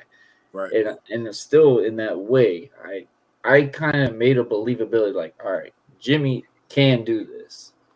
Like Well, he Jay, did do it. He did it during the pandemic, he and he did. proved it. That's why he proved himself to be the main event. Jay Uso. This was all on Jimmy because Jimmy was the one that was gone the Yep. most. Yep. So this is Jimmy's way of getting back into the fold for real to see whether or not if he can really do this without Jay. Yeah. That's why that whole standoff at the end, I just didn't know why Solo didn't get involved. because it Rikishi wasn't didn't get meant, involved. because it didn't make it, because this is the It, first of many I think battles. this one would have been it. No, This one could have this been is it the though. first of no. This is the If it wasn't first. the third match, if it was the first match, I guarantee you all that would have been thrown in. This is Because gonna come in okay, the second or third go round. yeah, That's when the pops agreed. and the brothers gonna get involved. Because then after the second fight, the third fight is gonna be like, okay, listen, so this is it. This is But it. I You just won the told you first one. Jay's attacking Jimmy in the main tomorrow night. Clearly, we kind of got that figured out now. No, I'm gonna go the opposite. I'm gonna go the opposite, and I'm glad you said that because this really goes back to that question I asked at the very beginning. Who is going to attack Roman? Yeah, If you got four guys, Rock, Roman, Solo, Austin could. Jimmy, right? We can say Austin could. Austin. Hold on. So you got those four. Then you got Cody, you got Seth Rollins. Those are the two. Now you got to think out of the 3 years going on 4 years that Roman has been champ. He has screwed Randy Orton. Yep. He has screwed Kevin Owens. He has screwed Drew McIntyre. He has screwed Sami Zayn. Screwed Daniel Bryan. He's screwed. I'm talking about the guys that are still here. I'm trying to think of the ones. Cena was a Cena. part of that. You know, he hasn't done anything with Stone Cold, but Stone Cold is coming because of The Rock, because that's Would Seth be in that category? Seth's not in that category. Actually, Seth Because he didn't lose. He didn't lose. He didn't lose, but Seth is in that category because of the simple fact of the Shield. Yeah. And just what happened and him being on Cody's team. And then I can see him coming in and help, and then him kind of going after Drew McIntyre, trying to finish what happened after he loses the belt. I can see that. But what I see is either Jay being that final piece or somebody else being the final piece. And the reason why I got Jay is because Jay was the only person out of this whole entire Rock and Roman thing where he had literally ruffled Roman Reigns' feathers without saying one fucking word. Just his presence alone, seeing tag my titles, cousin, everything. Yep. seeing the right hand man main event, the dude that I had that I battled with my family on the other side, looking at me, staring me down. I don't care about them. How dare you? And then I could see all that, like, you know what, Oos, I'm out. You're out. And I'm out too. Kick. this, that, and the third, and not to mention that Jay Uso is still the only person in WWE history that has pinned Roman. Mm-hmm. So with that being said, till tomorrow, who gets that final say? Like, yeah, Us, I told you I'm gonna take it. Does that go down with the line of Sami Zayn saying, "See, this is why I said I acknowledge you as the tribal chief because you're the one that helped end the streak." Mm-hmm. And then it goes back into that whole Infinity War thing. Like, you're looking at Loki versus Thor, and it's like, yep, you getting in that vibe now. I told you, bro. It was clicking. I told you, bro. I've been saying this for 2 months, and then someone made a theory about it. Remember the one I sent in the group? Right. Like, he made that after hearing mine and Blackheart's conversation about it. Like, I was sitting there saying, "Hey, who would be which character, whatever." Like, it just made sense, bro. And then when I rewatched WrestleMania 39 on the watch along, shout out to everybody that did the watch along with us. Like, we did really good numbers on night 2. Shout out to all y'all. It just clicked, like you just said. Randy Orton, Kevin Owens, Sami Zayn. When Kevin Owens and Sami Zayn they shut the Usos up. That was a puzzle piece. Like, everyone keeps talking about Cody should have won last year. I gotta say this now. As a Cody Rhodes fan, Cody was not meant to win that match last year because there was too much of that bodies that were keeping that barrier for Roman to stay that big, tough individual. The Usos were that main focal point at that time. Sami and Kevin stopped the Usos. You got Jay away from the Usos. It's telling that puzzle piece. Like, every bit, Cody has ripped apart the bloodline individually, playing around in the puzzle pieces. I still think Jimmy losing to Jay tonight, Roman's going to be pissed about that tomorrow. Right. I think that's going to be like, Jimmy, I gave you 8 chances. You failed again. You lost to Jay. I don't think we're going to keep you. I think that's going to be something involved because Roman's going to start getting that cocky attitude. Like you just said, he was on that press conference. I got to read back and watch it. But if he's acting that cocky, he's going to think he's the one that pinned Cody. He's the one that won. That's what he did. That's what he sounded like. That's what. And Rock is going to turn, I think, tomorrow night. Rock is. You know what's funny? Because somebody else said this. Somebody said that Rock is. After Rock got speared tonight, I was like, yes. So somebody else said that during the watch party said that Roman's going. The Rock is going to turn on Roman, and going to have Solo and Jimmy turn on Roman because of the spear that happened. And I said, so pretty much what this is going to be is a Samoan version of Evolution. Yep. Where now you treat Roman Reigns as Randy Orton. Does this get the nostalgia feeling for Randy Orton? I know you were going to click in with it. I knew me and Blackheart weren't crazy about it. I thought, and Brian even talked about it. They're going to try to make Roman a babyface. They're legitimately going to try to turn Roman into a baby. Well, he's a heel baby. You know what I'm saying? But he's a heel baby. Right, but if you transitioned it, like, honestly, right now, as big of a Rock fan I am, I want to keep the final boss character. Just for right now, because it is building the ratings. You're wanting to go and see what this man's going to do next. If he goes back to that People's Champ nostalgia, it's going to be great and everything like that. But this final boss, the People Champ comes back when he retires. Exactly. When he fully retires, that's when he puts that title on the ring or something like that. That's going to be the farewell. Yeah, that'll be the People's Champ. But right now, he's the final boss. The final boss is him with the Brahma Bull belt, and that's going to be the deciding factor. That's your Thanos. That's the man that controls. That's the man that controls the destiny. The villain boss. It doesn't fit with him now, even though I love the heel Rock.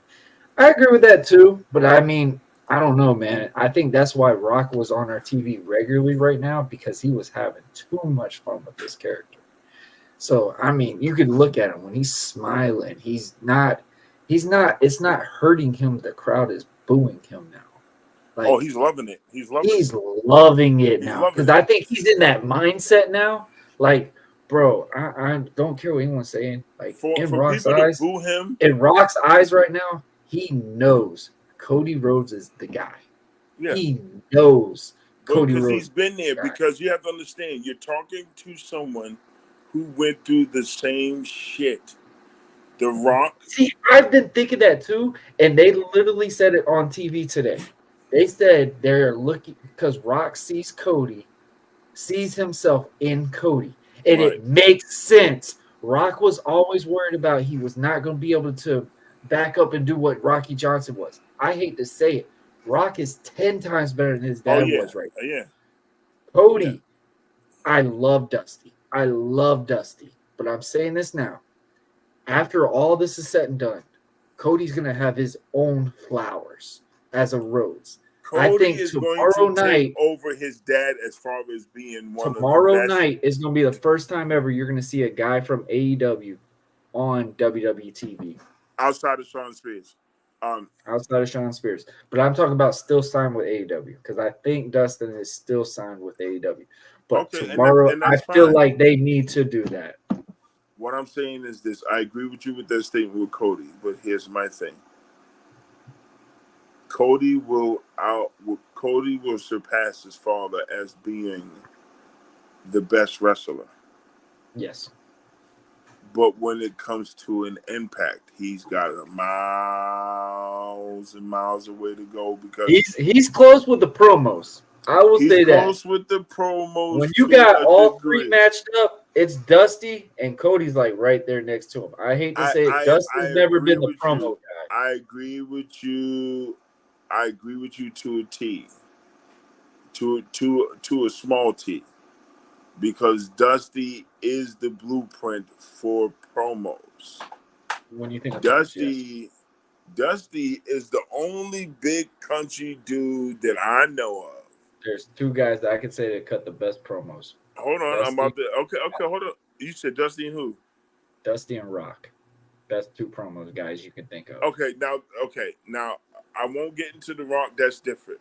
The reason why I'm saying Dusty is because of this, because it sticks with Cody. Mm-hmm. Dusty Rhodes was a pioneer with the Yes. promos, but this man had the biggest fucking list ever in the history of all wrestling and mic talk. And every word that he said, you heard it loud and clear. And he made it work. Yep. And he turned words to where you was just like, did he say what I think he said? And it was, yes, the innuendos, the sexual innuendos, the funky shit, making Mean Gene laugh, and all these other announcers laugh and shit like that. He had a way of captivating your mind and your heart. Same thing with Cody, but the difference was that his story was impacting others, not just the business. Yes. Cody wants to impact it by finishing the not just story, him. not just it, but getting the belt so that feeling of Rhodes being in the heavyweight conversation is solidified. Kind of like that Iron Claw story. Right. Like Devon Eriks. Right. So, with that being NWA. said, this is why it's important, because you had a man who could have been the Hulk Hogan He of would the have. WWE. He would have. I'm But if you sorry. think about it, Watching he, like moveset wise and everything, I honestly like I've watched tons of Hogan and I've watched tons of Dusty Rhodes old matches. I'm more entertained watching Dusty's matches than I was with who Hogan. didn't like a dude that came out with blonde hair? He was thick Pretty and big chunky. boy. Pretty And then boy. not only on top of that, he had on polka dot Dancing, trunks, everything, bro. He dancing, had a related character.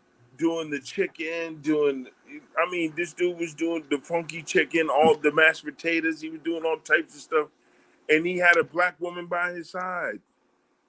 Yeah, You know what I'm exactly. saying? Like, come on. Like, I know we had the hope, but to me, you couldn't get no better than that. And he could fight with anybody because of his size.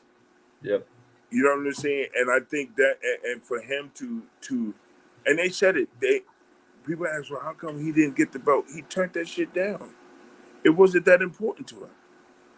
And that's why I He said, was when you more have a he was passion, more that team unity guy, and I think that was the biggest downfall for Dusty for when it was in the long run because he was looking as a unit, guys. Hogan was always looking.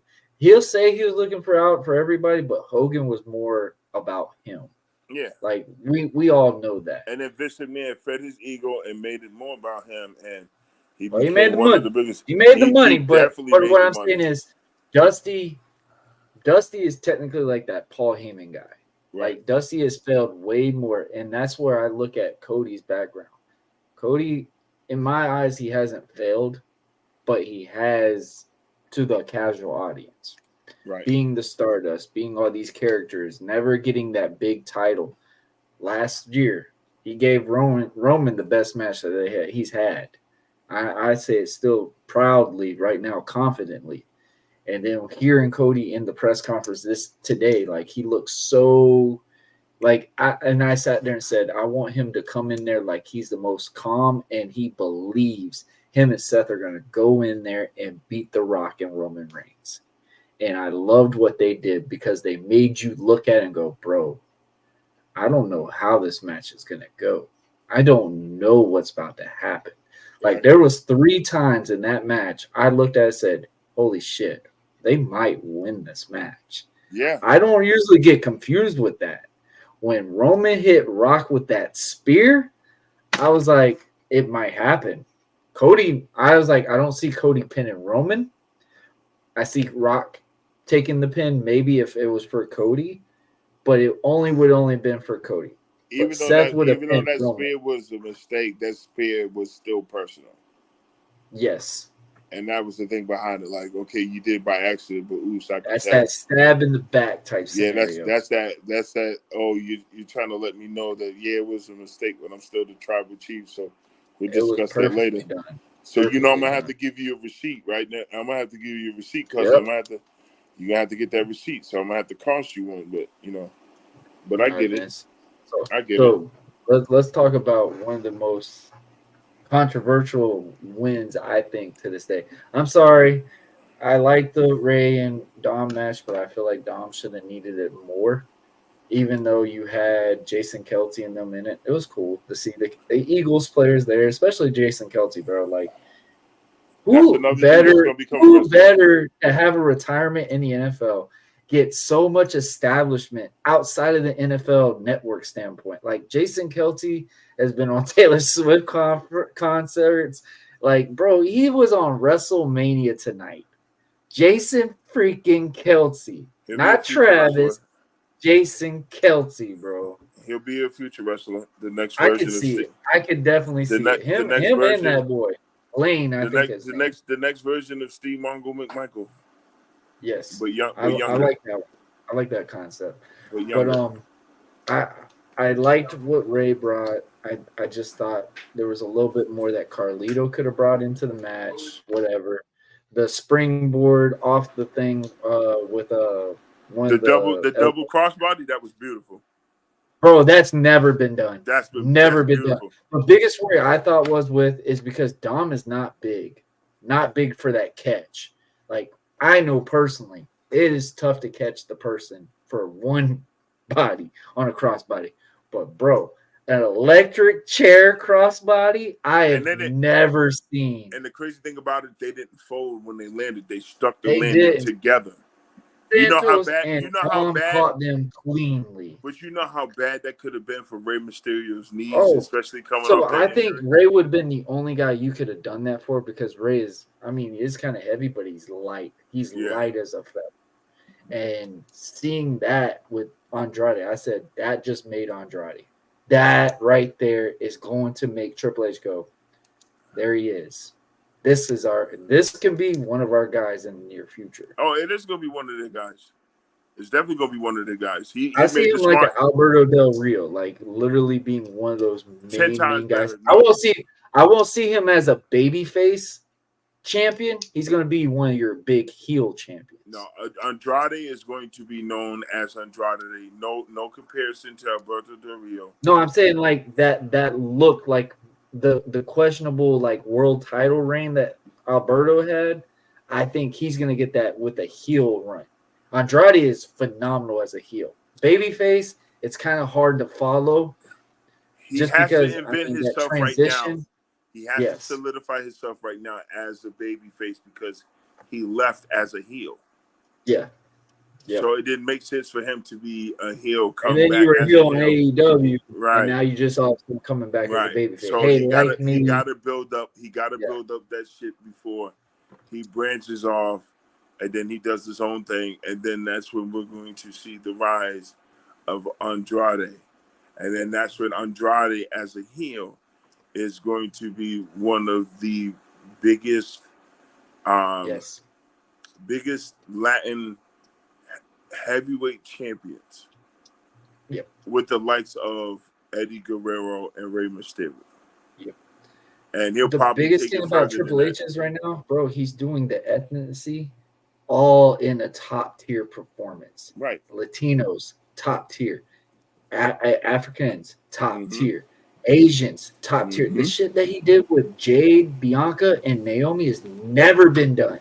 And what Like- they said was profound. They said, Naomi said it. She was like, when they told me that they were looking for more black female wrestlers, for someone who's not a fan, who never watched wrestling but knew what WWE was, she was like, what do you mean you're looking for black women?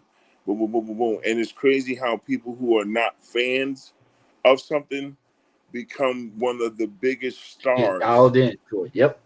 and Hall of Famers because it's something that they work hard to become.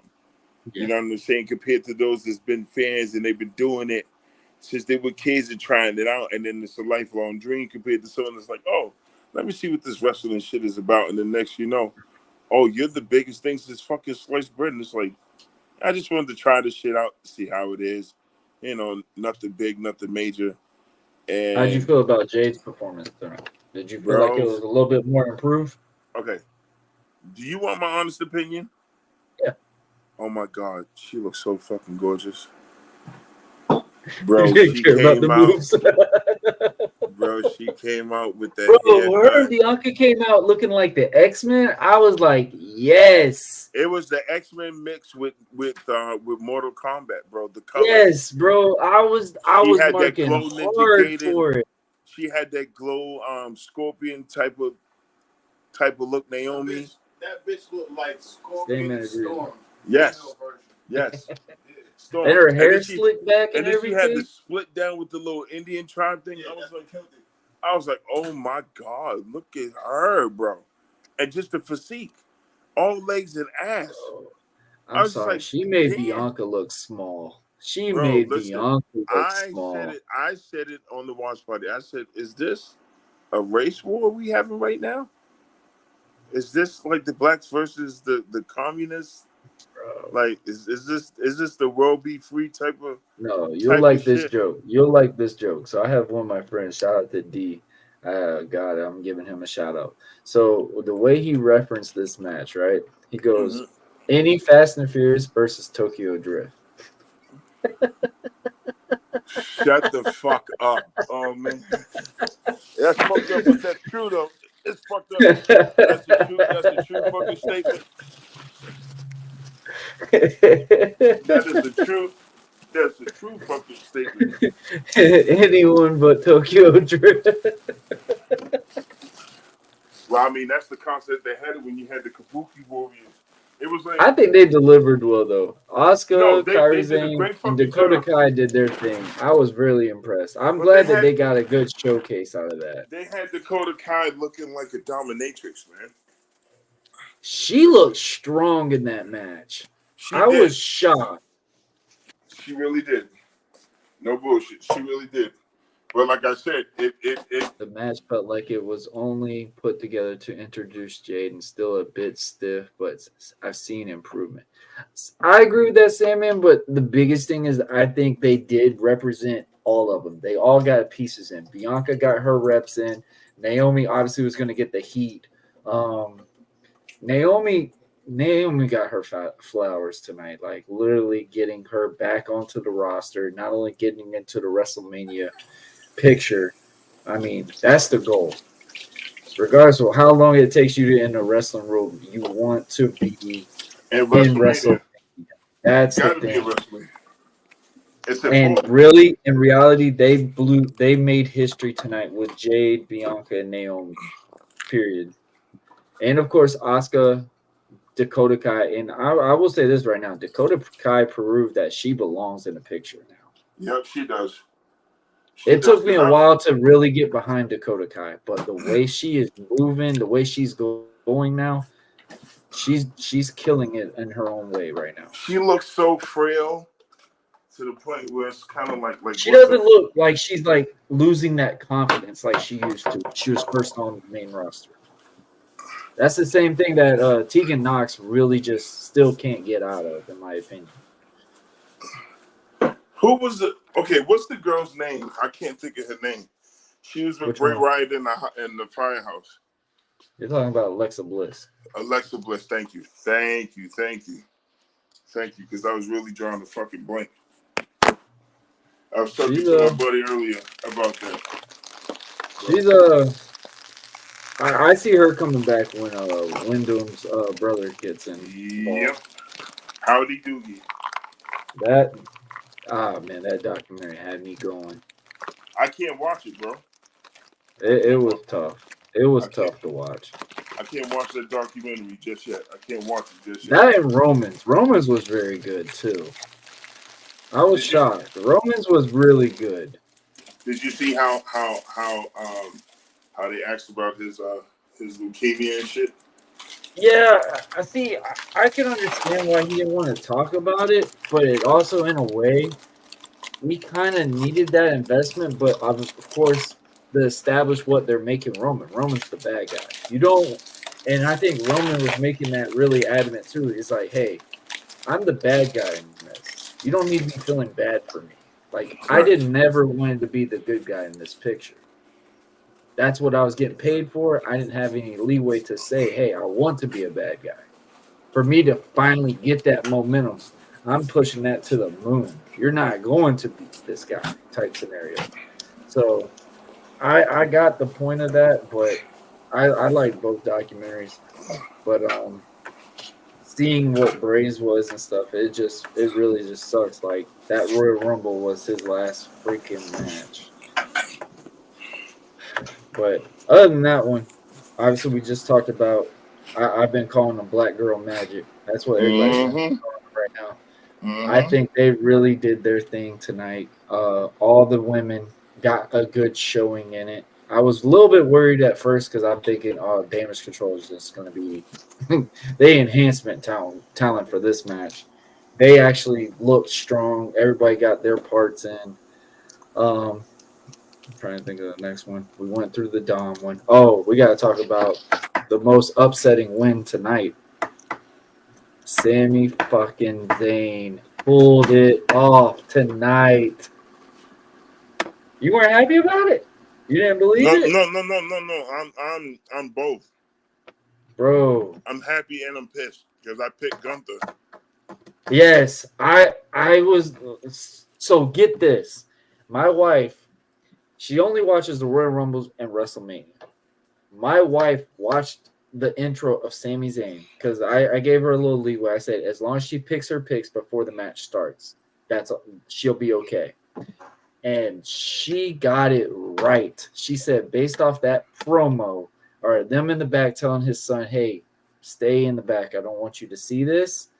My wife looked at me and said, Sami Zayn's winning. I was like, the same thing my brother said. He said, just because of that. I was like, how? I'm like, nah, Gable's going to get involved or something. But this is how I knew something was going to be a change. Gable said, you remember, you owe me a favor. And I'm like, son of a bitch. Gable's not involved in this.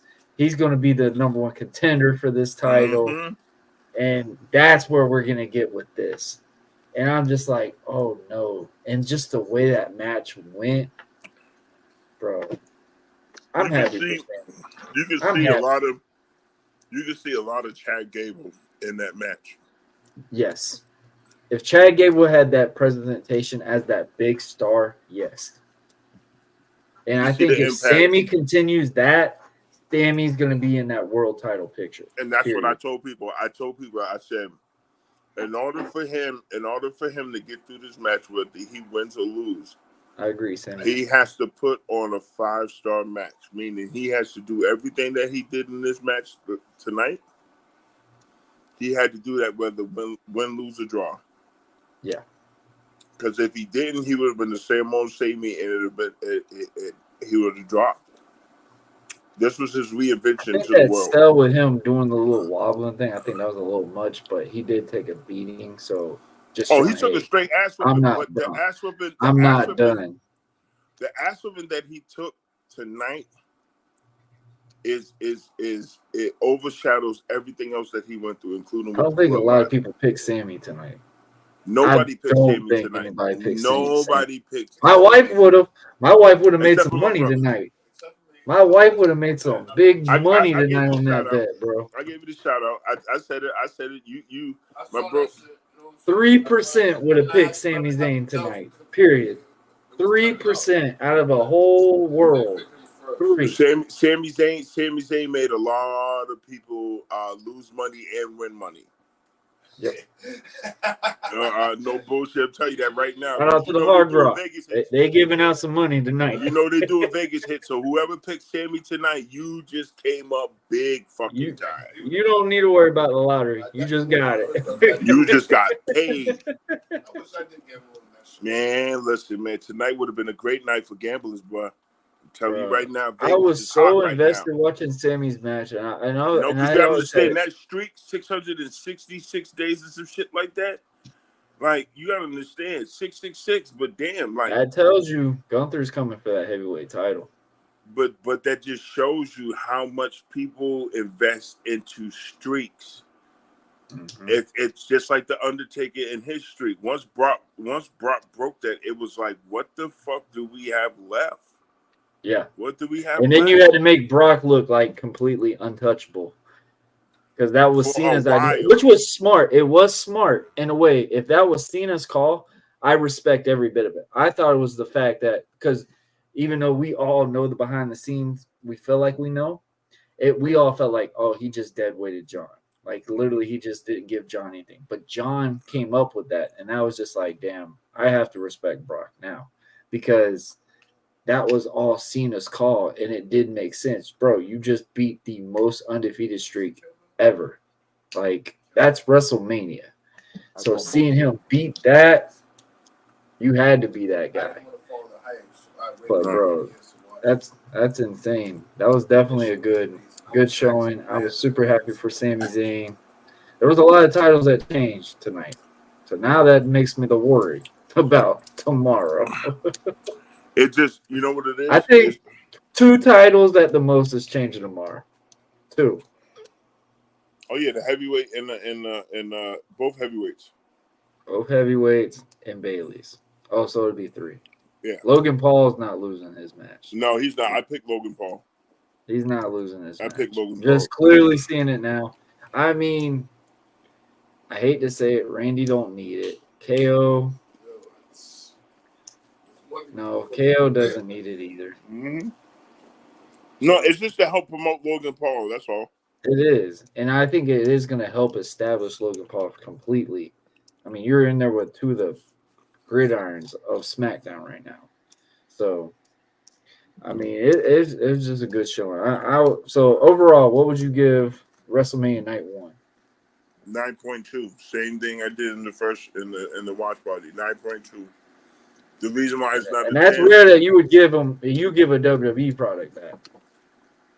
The reason why it's been a long time. I'm doing that is because I would have got a 10 if it wasn't for Jimmy and Jay's match. Yeah. What took it over the edge for me, because it was good when I saw that match, I was legit at a 6.5. That fucking main, bro. They killed When it. I saw that Sami Zayn and Gunther match, that shit took me to a 10.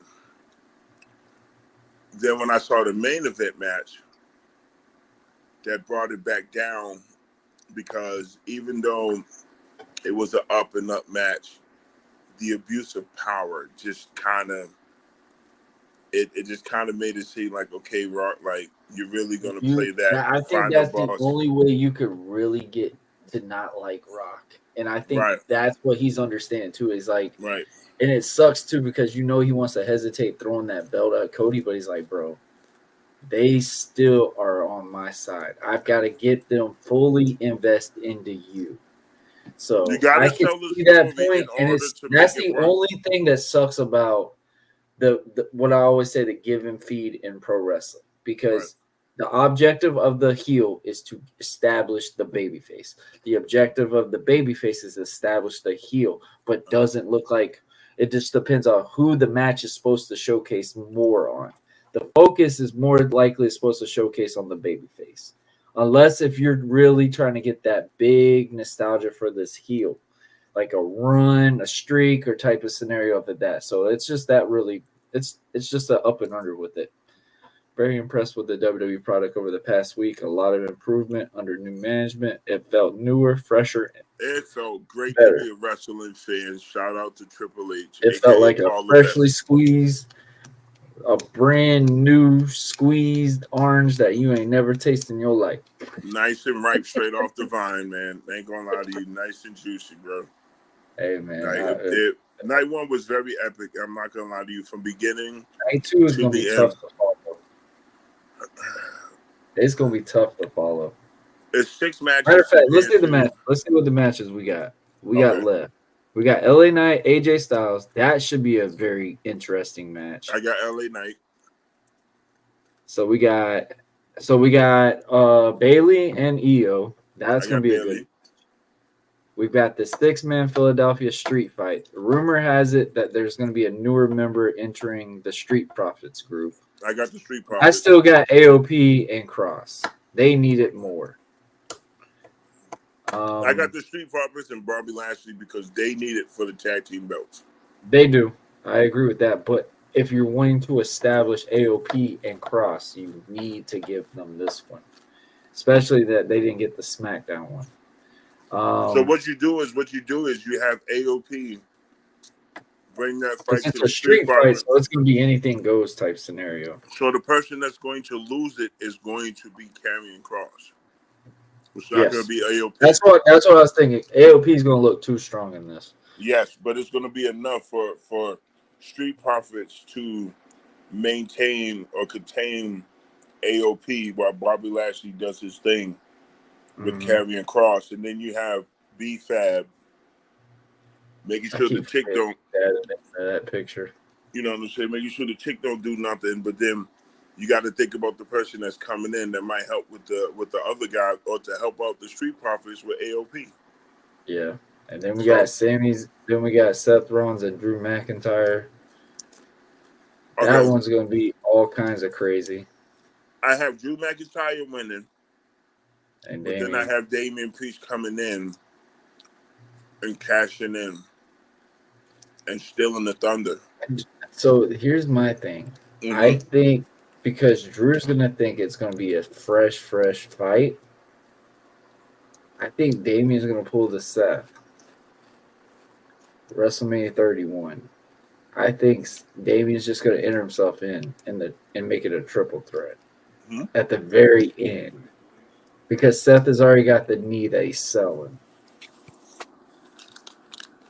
So I don't know if they're going to try to run with that, because obviously it looks like after this, Seth is going to be taking time off. I think Seth's going to do what he did to Brock and Roman. Yeah, that's what I was saying. I think Damian is going to pull that tomorrow. If that happens, that would be interesting.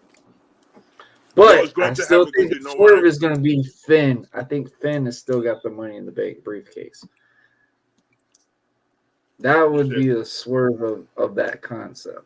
Why would Finn have the money in the bank? Because remember, JD gave Priest a newer briefcase. So they could have switched the contract out of it. Like I said, man, Triple H is trying to make newer things happen. That would make new relevance to the Money in the Bank briefcase. And then I will show you who the real leader is of the New Day. Exactly. And reality is they do need a kind of an established leader when it comes to the Judgment Day. But would it make sense for that to happen? Either that or Drew. I thought Drew would join Judgment Day, but it doesn't make sense for him. Hold on, I got something for that. Hold on. Here's my take on this, right? Mm-hmm. You got the match between Drew and Seth. One hell of a match. It goes down. They fuck each other up. Obviously, Drew McIntyre capitalizes on what The Rock and Roman did, but Seth still puts in the fight, and he gives him that bigger one. Yeah. So he gives McIntyre a few hard bumps to the point where he has to kind of gain himself, and that's when Damian Priest comes in, and then he cashes in. He wins the belt. Then what that does is that creates the rivalry between Judgment Day and Drew McIntyre. This is when Finn Balor now plays the devil's advocate. Yes. And gets tired of Damian and sides with Drew. Now Damian gets kicked out because of JD McDonough and everything that he's been saying that he didn't like this and he didn't like that, blah, blah, blah, blah, blah. Mm-hmm. It's now going to be a reflection on his attitude and why the Judgment Day lost this and had to do all this and this, that, and the third. And, you know, Rhea, she's going to mention about her being mommy and how she retained her belts and that you boys can't do shit right. So maybe we do need a new face, a new step, and we got a leader, boom, boom, boom, boom, boom. And even though he cashes in, he loses the belt back to Drew. And that's where Drew kind of takes over the Judgment Day and somewhat of a leadership role, but it's mainly and he'd be the first guy they literally say is the leader. That does make sense. Right. And then we go from there, and then it creates that rivalry with Damian Priest and Drew McIntyre. And then with that being done, then that's where this whole Gunther comes into play. Yeah. Once Gunther comes into play, Gunther takes the belt from whoever. Once Gunther gets the belt from that person, then this is where Brock Lesnar shows up. Yep. Because now you're going after a title that Brock Lesnar is known for taking from whoever he wants. And because you wasn't there for the Intercontinental, which is still a prestigious belt, it's not the same magnitude as the heavyweight. So it's like now you gotta put the ring general against the beast incarnate. So it's like now we get to see the match that we've been dying for, not waiting for, but dying for. You know. So I see that. I'm sorry though. Sammy kind of shook a lot of feathers with that one. Sammy made a lot of people some fucking money, but he also caused a lot of people he caused the their retirement funds. He caused the bankrupt for some. He cost Vegas millions of dollars right now. Sami Zayn is the biggest upset in Vegas right now. Oh yeah, easily. He's worse than March Madness right now. He just fucked up the whole game. Oh my gosh, that's actually the best. That's the best example. Honestly, he fucked up. He is literally March Madness. He is March Madness. He fucked up the game, bro. He literally fucked up the game because now it's like that moment, like you feel like you got that perfect bracket, and it just dies out in the first 3 games. It's like, oh man, because night one, the first streak ended. So you know what that means. Night 2, bye. And guess who was part of that streak? Sami Zayn. Yep. And if Sami Zayn didn't know what it's like to go get someone who has a streak, wouldn't have been champ tonight. They got to start from somewhere, and that's why I said when we see that match come tomorrow or come later on tonight, you're gonna see why Jey Uso is main event Jey Uso, and why he is the deciding factor. Then that's where you're gonna see Sami say, "See, I need this is more why I acknowledge you." on this. I need a more showcase out of He's Jey. got to get more moves. No, he needs more moves. I think the biggest thing is Jey needs more psychology. Like he's more focused on getting that crowd pop than getting the move, getting that mind to be like, hey, let's go. Like, bro, my thing about this match with him and Jimmy, he should have been more involved in the fighting aspect than worried about the crowd, if that makes sense. Because it does. every single time you've had a big opportunity match, Jimmy has screwed you over. I don't want to see you this. I want to see these. I want to see literally you knocking your brother out. Like that's But that the comes story. that comes fight two though. That comes with part two of the fight. You know what I'm saying? Because you understand, like you said it. You hit the nail on coffin. A lot of the great matches that Jey had since becoming a solo wrestler, Jimmy has intervened and fucked it up for him. Yep. So it's like a PTSD moment. Where it's like you're kind of afraid to go all gusto because Same thing the way Cody does is 3 crossroads and then it's in that corner. Yeah. So it's like when you look at that, you know, it's kind of one of those things where you're like, fuck, okay, cool. But you beat your brother, you beat your older brother. You got that off your chest. You proved why you're the main event. My thing is just he needs more moves to solidify himself. And plus, this is the first time Jey has main evented as a solo wrestler at WrestleMania. All the WrestleManias that he's been a part of, he has either been in the tag match, yep, or it's been with the Bloodline.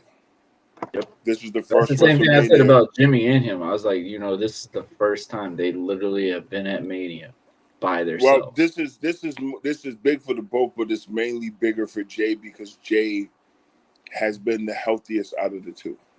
Yes, I agree. So by him being the healthiest, we would not have known how far this title reign would have gone, or how strong the Bloodline would have been if Jimmy was around from the jump. Mm-hmm. If Jimmy would have never got hurt, who would have been the main event? Very true. Who would have been that guy? You get what I'm saying? You're definitely right about that. That's the big thing that I hold over my head when it comes to the whole Bloodline thing. Just because sucks, bro. I just had high expectations for that match. But I really thought that was going to be the Steeler. Just because the storytelling aspect. But with Sammy and them, I had a feeling that was going to be the one. Mm-hmm. But yeah, it's the one too many though. That's the thing though. It's the one too many, and you have to understand. This is the dawning of a new era of wrestling, where family generations are speaking more loudly than ever. This whole NOI, this is the last PLE they're going to have in the U.S. until SummerSlam, too. So they're going to be nation all over, getting this persona over. Like, bro, they're going to be in Germany for a PLE. They're doing this because the fact that they're preparing for Netflix. Yep. They're getting everything established. They're preparing for Netflix. They're getting all their do's and don'ts out now because they were on a plan. And I'm going to say this even though his name is banned, but you got to give respect when it comes to the business side of this. You cannot ignore Vince McMahon's creativity, hard work, mindset. He had a vision, and if you're a fan like how I was and around my age or older, then he was beyond dedicated. He was wrestling. Oh, He was I the mean, wrestling business. there wouldn't be pro wrestling without Vince McMahon. I'm being honest. There's no pro wrestling without Vince McMahon. He gets fit and becomes a wrestler because he was so into it. But the reason why he did that, now hear me out. The reason why he did that. You talking about old shit. No, I know. But I'm going to say this. The reason why he did that, because a lot of people don't understand. Vince McMahon got into it because at the time where he entered, they were losing ratings. Oh, yeah. They were losing ratings. They were losing major ratings because they were still in a young contract with USA Network. This was the first few years that they had just been on USA Network, and WCW had just got their prime wrestlers, the Hulk, Kevin Nash, and Scott Hall. And once they got them three, then the Macho Man, Bret Hart, Lex Luger, all the other old school, like Hot 90 wrestlers transitioned over to WCW. Now you got these WWE guys wrestling in WCW. It's like, who the fuck is over at WWF? Who's what? Who do you have? 1, 2, 3 Kid, Test, Prince Albert. You know, you had Triple H, the young Triple H. You had Austin. You had Rocky Maivia, aka The Rock. You know, you had Rocky Maivia. Yeah. And then Underhurst Helmsley. Yep. That's what it was. Mm-hmm. So it's like you had these guys who really had to step up to the plate and really take the business to where it needed to be. In 20 years of hard work and dedication between Austin, Shawn Michaels, Undertaker, The Rock, your 4 Mount Rushmore of the Attitude Era that literally paved the way for the company to go from a federation to an entertainment global conglomerate. Yep. They took what Hogan, Scott Hall, and Kevin Nash left, and they took their talents and turned it into something that will never ever be done again and never ever be duplicated. It was a federation. It was beyond the federation. It was like they made a pact. Yeah, no, but that was the federation. Right, they made a pact, and that pact. Federation, that was all entertainment. They made a pact that from here on out, things will never be the same, and that was the beauty behind Vince McMahon's ideal of getting involved. That's why the Attitude Era was so profound, because now everybody got the opportunity to feel what the wrestlers was feeling, and like we could really understand and connect with the wrestlers because they were beating the shit out of their boss. Yep. Who the fuck in the history of work can say, yo, I stunned the shit out of my boss and got away with it? I gave him a pedigree, a rock bottom. I'm doing a milk truck spray along or a beer truck of spray. Cheers, ladder match, like, bro. And he was fit. And then not only on top of that, not only are you doing the Vince McMahon, you're doing the boss, you're doing the wife, you're doing the daughter, you're doing the son. You're fucking up the whole family, bro. I did not like Vince McMahon. You're fucking up the whole family on live TV. And the fans are eating it up, bro. Mm-hmm. What human being that you know that literally sacrificed his own family and it won ratings? The mastermind behind what Vince McMahon brought to wrestling. The thing is, he wouldn't tell you to do something if he wouldn't do it. Exactly. That's the biggest out of that. But that shows you how dark and twisted this motherfucker really was. I will say, bro, when I did extra work for him, and they were talking about doing the spot with Gronk. You know, where he was supposed to leap off the thing, whatever. Mhm. He was so hesitant to do these things, and Gronk, Vince did it, bro. Vince went over the rail, dress shoes, full dress pants, everything. Like it was nobody's business. Everybody looked at Gronk and said, "Man, you better get your ass over on this ball." Like this old man just jumped off of this thing, no hesitation. You getting your ass up here and doing this? Like that's the character you got of Vince McMahon. Like going for $30, bitch. regardless of the past, what everybody wants to go with that scenario, but that you gotta respect a boss like that. And I think Triple H has got that connection with his wrestlers, his workers now because of that perspective.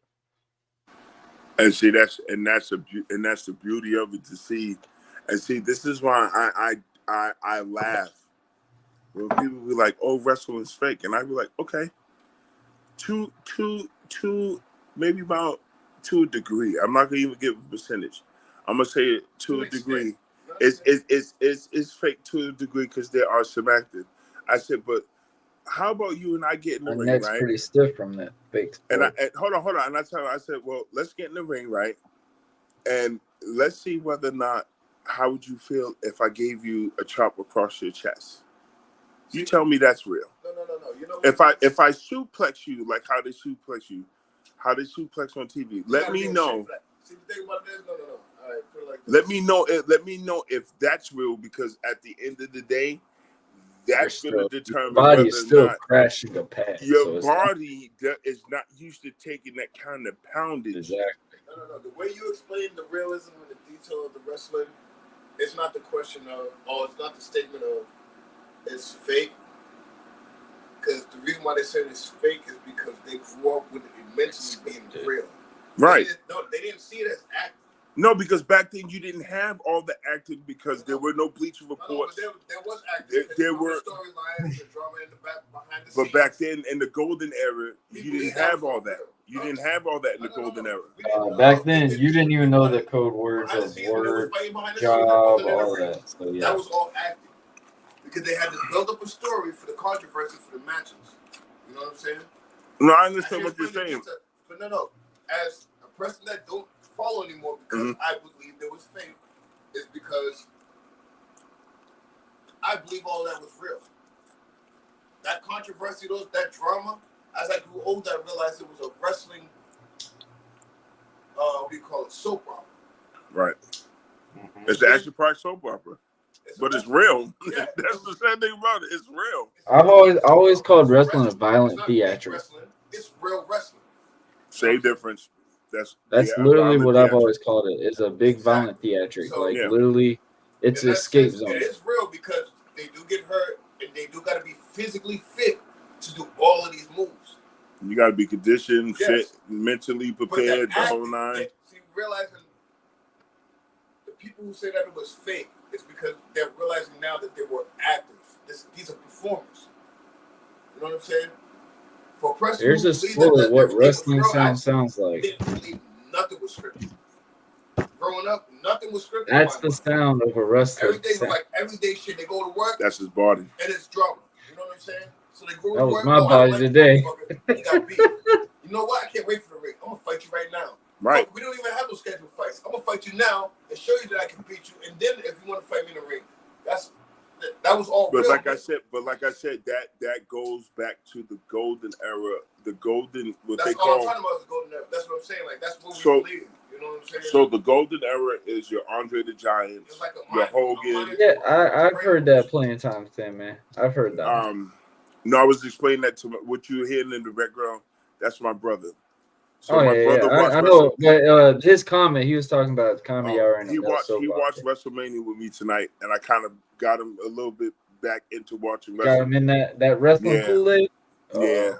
Dangerous, bro. A little bit of the red flavor. You know, we don't say cherry, we say red. You put a little bit of that sugar in there, that sweet tooth in there. Now you got that crave. That crave is coming. But that golden era was, for me, I tell anybody, that used to watch wrestling. And I'm like, if you It was the watch, established area. It was the era for the establishment. what bothered me was that when people were like, oh, you know, it used to bother me a lot when I used to hear, yeah, I used to watch it, but it's fake. You know what I'm saying? You know, I like it when Stone Cold and Hulk Hogan. Yeah, And I'm like, yeah, and I yeah, used to yeah. sit here and I used to be like, okay, so you didn't. So if you don't like it now, what makes you think this shit? What was the difference? Well, it was because it was more realistic. I'm like, bro, no, it was the same shit. It was more believable because of what It's just was being watered down done. now because you've got so much. And here's a great example, bro. And I Sponsorship. think the biggest, and I think this will be the best example. Nah, it's gonna be worse. So say like with TikTok, Instagram, Facebook, all these things, you have all these loopholes that believes they know wrestling. Like, bro, how many times have you had a prediction thing about WrestleMania before WrestleMania happened? Why we're Like a so year in shocked advance. about it? Because it's like some of it was kind of predicted what we thought, but it was so changed. Bitch. Oh, you bitch. And I think that's what I think the biggest thing about that is wrestling fans are looking at this like, hey, let's see how well I can get this scorecard in. Like for it to be on DraftKings and stuff like that, everyone should be making top dollar. If you are supposedly as good as you say on these wrestling votes, you should be making completely clean house on these DraftKings ratings. Nobody does it because they still find that way to swerve you, even if you're in the dirt sheets, even if you're in the behind the scenes scenarios. Like people feed off of those clickbait things for so Now, long. see, here's the thing. That's If what they, kills that passion it's funny. to It's the funny that pro you said wrestling. that. It's funny that you say that about the whole DraftKings because it's funny how DraftKings are now such a big thing since Vince is out of the equation. Could you imagine if DraftKings was allowed back then during the Attitude Era? Bro. The amount of fucking millionaires we would have because of Stone The Cold. funny is, the guys would have made more than the guys in the business. It would have been like, what's that movie? Undefeated, where they had that underground street fight with Michael J. White and all them. Mm-hmm. It would just be like a Greyhound bet type scenario. See, like, yeah, man. I think that's a great conversation at times, and you know, I used to take that so seriously when someone would tell me. Yo, I hated that shit with a passion. I used to tell them like the reason why I said I take it so seriously because I've been hurt doing this. I have purposely. You have a reason to say that. Warren, I have purposely to where I have went like this. Like today, I legitimately my first time actually training in a while. I've just been doing shows. Okay. And me training, it's a different concept. I tell people all the time, the shows are the easiest. The training is what's the toughest. Like when you do these sports, boxing and UFC and stuff like that, the fight is the fight. That's quick, done, blink, whatever, you're done. But getting you prepared for it is the worst because you now when have you say to getting prepared, when you say prepared, you mean like mentally and physically? Well, when I'm saying like obviously when you're in the match and stuff, you already got that. You're there. You've already been clicked in. You took your bump stuff. You kind of already know what your spots are. You're already in that element. But with you having to prepare for that fight, you're taking way more bumps than you would do in a match. You're taking every little concept of everything to prepare you to get you ready for that. So say like if I got to do this one remarkable top rope spot that I have not very comfortable with, I have to repetitively keep doing it until I connect with it. And then I got to make sure I've got the fluency and I got the connection. I've got everything on that speed on it. That's what I'm talking about. Like the preparation of it is 10 times worse than just on the show day. You know what I mean? Like for a contact sports standpoint, like football. In a game, it's easier than the practice. Your practice is going to be your toughest competition. But you're playing someone that you've been playing all the time. So when you play these newer you can do these easy moves. I remember when I played basketball, the most simplest thing, me not playing the actual team that I'm used to playing, I'm going to hit a spin move on somebody because they don't know I'm kind of low on my left. I can hit that spin move and it looks fluently because nobody's expected that from that outlook of that player. So it's like when you look at these different concepts and you go to match your competition, that's the toughest way than you having to actually do the showcase.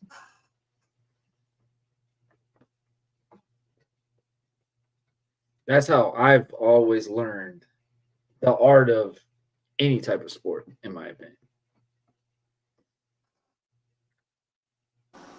I like that, but I agree with you on that. And I what you said is everything that I would have said being a wrestler.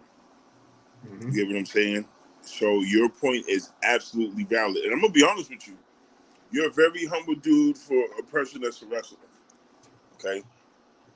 If that was me, I'd have did what one of these wrestlers did on TV. I'd have slapped the shit out of you and told you this shit real or fake. My first year, I would have. I don't really care anymore, bro. Like I tell people all the time, you call it fake, whatever. You're still gonna pay for that. You're gonna look at that flyer. You're gonna see a masked character that looks like a and you're freaking still gonna pay for the built-in Marvel pay-per-view. You're comic still gonna buy the superhero. products. Exactly. I tell people all the time, like when I give out a flyer and they're like, "Hey, are you gonna be on there?" And they look at my tattoo and then they look at the character right now.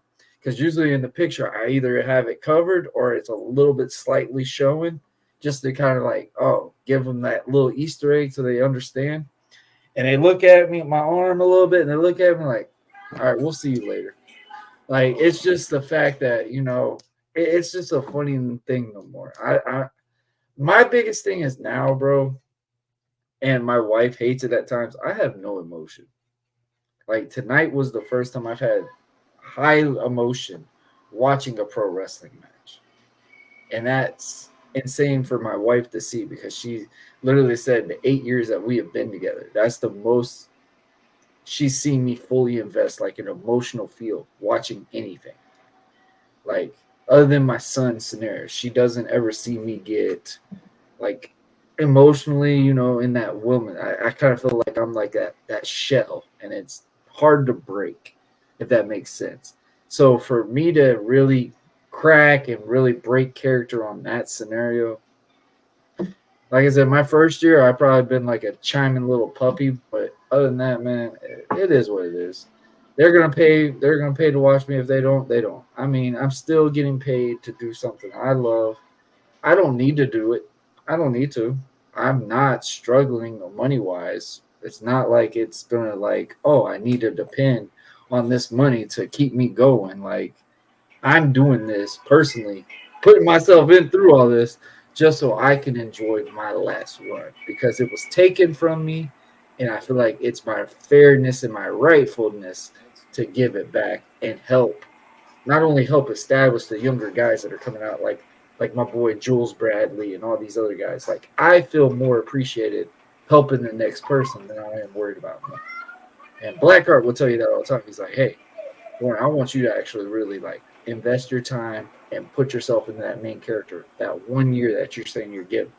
And I said, I'll give it, but I mean, I just don't care for it anymore. I just enjoy the fact that the way that people see the respect of me and stuff, I feel like that's my establishment.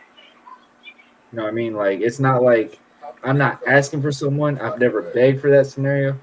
They look at me and go, I respect Warren. Just from the wrestling perspective, the outlook and analytics, the way he looks at the matches, the way he helps creates up and coming talent that you see on WWE, that you see on AEW, you see all these different guys.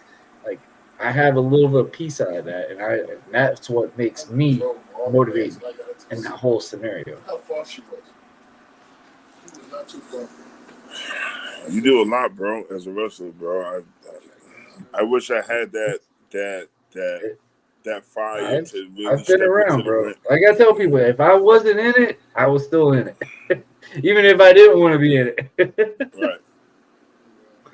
But I yeah, still think man. I could be a wrestler, but I'm 42, bro, so I don't know. Believe it or You know not, what I'm saying? we just had a training a guy that was like 44, and if he was at least in his 30s, he could get signed. But you kind of have to be that realism of like, that circuit's gonna be tough. It is. It is. It is. This is. It's a grind. I believe you. I believe you.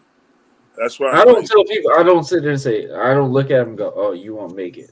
I literally just tell people like, "All right, man." I give everyone the benefit of the doubt. I say, "Hey, you lace the shoes up, you hit the ropes, and you tell me how you feel. If you feel like you can continue, we'll continue to the next spot. But if you don't feel like you can continue, I appreciate you trying. You could at least say, "Hey, I stepped in a pro wrestling ring." I am not one of these guys that would be like, "Hey, get in here, and I'm gonna blow your ass up. Take your money and go." I want someone to get that experience. So like they can even them just saying they hit that rope. And it's like, damn, I did it. I did this. Like that says more. And I tell people all the time, you learn more off of that than just trying to hurt somebody's spirit, if that makes sense. So that's something that I've always taught them. Like, hey, lace the shoes up, hop in the ring, do this simple thing, hit the ropes. Hit it about 3 or 4 times. Tell me when you feel like you've hit that mark. And then after that, I said, if you want to continue, we'll go to the next thing. That's how I always teach people how that. I just feel like that's an easier way for someone to learn if they want to do it or if they don't want to do it. I Because think I could. I those think I ropes could are do it. tough. I think if you train me, I think if I was to train with you, I think we could do some shit, bro. I think we'd be an ill ass tag team. Yeah. No, I'm I being dead mean, ass that'd be serious. fun. That'd be fun. I just did a tag in the training today. It was pretty interesting. I usually don't do a lot of tags, but it was definitely interesting. But man, Fast, this was also a pleasure, bro. This was fun. We hit 2:30. We hit 2 hours and 30 minutes, and I could probably still talk about the main event all night. But man, this was also a blast, man. So you gave WrestleMania 9.2, right? 9.2. Yes, sir. So if the main, so what made the main event downfall? Was it the finish? It wasn't the. It wasn't the finish. It I was wasn't the going to finish. get it It down was to the. stay able to recover from a stroke. A friend got me No, out I of know. this. No, you good. Then I It, my it graphic wasn't. artist out. Wish I thought of it sooner. I Hey, got you. Sam, man, We're gonna talk when I'm done. you It wasn't. definitely you definitely been doing some great stuff with graphic arts and stuff. I'll It wasn't definitely the. give you It wasn't the. flowers. It wasn't the finish for me. What it was just. It was the abuse of power. Yeah. You know what I'm And I saying? think that's where you see that big establishment where Cody's gonna get that big sending moment. And that's why I said this him doing where anything goes is gonna Bro, if benefit Cody him. don't win tomorrow, and don't, I ain't watching Raw. I'm not watching Raw. No, I'm not gonna lie to you. If Cody doesn't win tomorrow, WWE is gonna receive a lot of threats. You've killed the American Nightmare character. Everyone's like, "Oh, he'd be okay." No way in hell. You don't put this man after him and Roman haven't touched a whole year to recap this. If you're gonna do that, you should have kept The Rock and done this fucking main event that y'all were gonna do. Let And then Roman have him and then have him got to be his the Hogan fourth. run, whatever you wanted to do. Let him have it, and then you obviously, Cody would beat him at a SummerSlam, which is it's got to be Mania. I'm sorry, it's And that's why got to be. I had to go off on Zeus because Zeus said the same shit about Roman not Cody not winning, and I'm like that doesn't make sense for him to be the To fourth. take a beating like he just did and all that. No, No, not just that, but be the fourth person in wrestling history to go back to back and then lose again to the same person. it makes the Royal Rumble pointless. You know what I'm saying? Now the only person that did that, the last person to really do that, Steve. and was Steve. But I'm saying as far as like when it came to a streak of that nature, even at a big moment, if we're taking out the Royal Rumble, was Shawn Michaels. Yep. You know what I'm saying? But that was a different type of magnitude. You know what I'm saying? That was career versus the streak, and that was just pride versus the streak. Mhm. So this is a story that needs to be finished. You've elapsed what you needed to. You Triple understand? H Now, knows he's got his guy, and I think mm-hmm. that's the thing now, man. Like Triple H, there's no hesitation to know, like, bro, you put this thing on Cody, it's going to rise. The And now establishment, you got Drew on everything. Raw, and then you got Cody on SmackDown. And Cody's now, going to put so much revenue on Fox that last moment is going to be insane. and Because that's gonna in make an easy reality, push for them SmackDown when they needs leave. that another bigger star, if that makes sense. Of course. Because Roman's not there all the time. And can plus, you get need the somebody that can go against LA Knight and AJ Styles exactly. and Randy Orton and Kevin Owens and shit like that. So you need something like that if Roman needs, because this is honestly, it's time for Roman to really kind of step away. Roman looked a little off tonight, Of if that course. makes sense. And he didn't look in shape either. He was in shape. I think he's depleted, if that makes sense. I think he was so focused on getting his look physique-wise a little bit, you could tell he looked a little dehydrated. Like you could And you tell got to like, he think about looked his health really too. depleted. You got to think about that leukemia too. That's why I'm keeping saying, like, so they did pull the curtain on one show I was watching. Roman wanted to drop the title last year. Because Roman knew he knew he wasn't gonna be able to do a full year schedule. They worked the schedule just for him to keep Right. this rise what they've been doing. Right. So Roman's had 6 title defenses since last year's WrestleMania. We went a whole year for 6 title defenses. You put that on Cody. Cody's going to defend on SmackDown. He's going to defend on every possible thing that you see. I mean, I'm just excited. I mean, this WrestleMania really just. And they're gonna give. And if they don't give him a year of him holding that title. Yeah, unless they have a true established like guy that really, because in my reality, Cody don't need the title for a long time to be that guy. He could already be the guy without it, but he finally got that championship. He finally is in that talk. That's the biggest 8 months thing. is good for me. But if you Yes. do a year, that completes the story. I say Rumble. Go for Rumble. It comes in there and stuff like that. It's just depending on where Cody's going to be. And I think they should do a lot of trial and errors and see where they can go with Cody. Well, here's my thing, right? You say Rumble, but I'm saying you give him 6 to 8 months. Let him go through what he needs to go through. You know what I'm saying? He'll get the little United States or whatever, boom. Then he'll go for the title. You know what I'm saying? It won't be at it'll be before WrestleMania, and then he'll have his WrestleMania moment where he's defending the title, and then he'll lose the title at WrestleMania to give to someone else because he had his WrestleMania moment himself winning the title. So it'd be easy for him to put that match on and then hand it over to the guy, and then he'll keep having his WrestleMania moments here and here. You know what I'm saying? Like he's been wanting to. I don't think anybody will do as many WrestleMania as Triple H. Triple H has done Cody 23. has been putting in right now. I don't see Cody not being in the main event next year.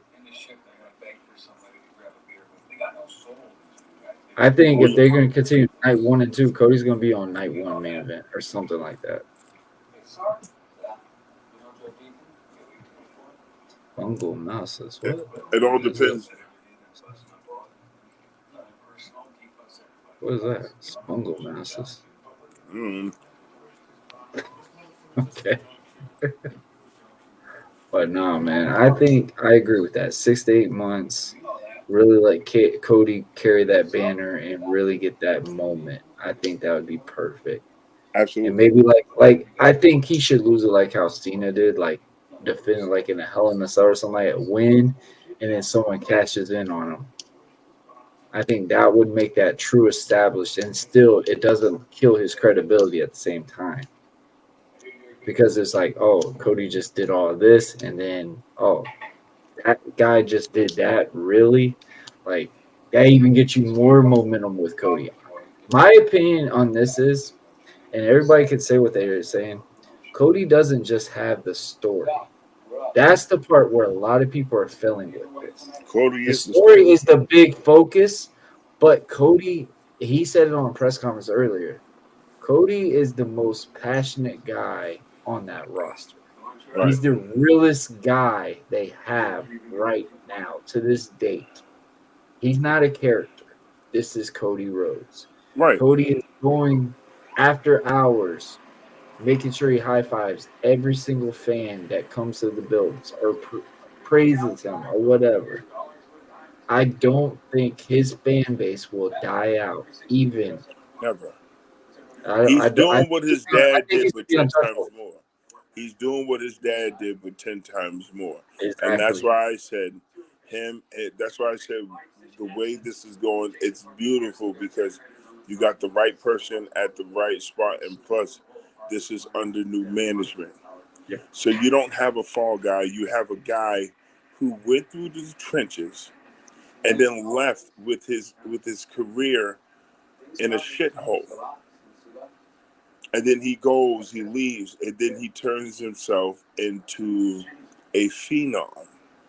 No disrespect to Undertaker, but he turns He himself turned into a into an phenom. attraction. He turned into an attraction. And not only attraction, but an attraction that is a household name. You know what I'm saying? It's no longer People are Cody not just knowing Rhodes. Cody Rhodes from a wrestling audience. Everyone knows who Cody Right, Rhodes is. right. And they don't just call him Cody Rhodes. It's the American Nightmare. Yep. Cody Rhodes. You're acknowledging him That for who he completely is. And that's the beauty behind it. And because he lost the first WrestleMania coming back, even the tabloids were pissed. What was the point of bringing him back and then he loses, talking about finishing the story, and then you merge with TKO and launch the board of directors. Now you got one of the highest paid actors in the past 10 to I say 15 to 20 years. 15, 20. And Tom and Cruise. yeah, and he still has pull and play in WWE. He still got fans. He still makes appearances, and then he merges two of the biggest companies in combat sports, if you want to put it like that.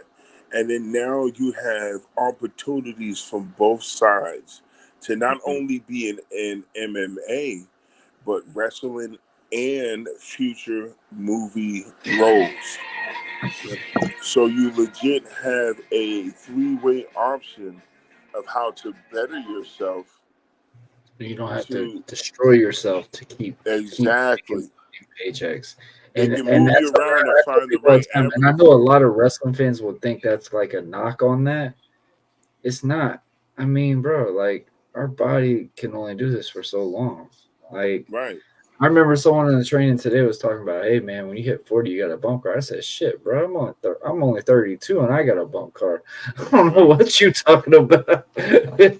See, I'm 42, right? I'm 42, and I haven't played football in almost 10 years, and I have the urge, and I've went I through some agree with that stuff statement. physically with myself, but I know for a fact that if I push myself to get back in shape, I can get back there on the field.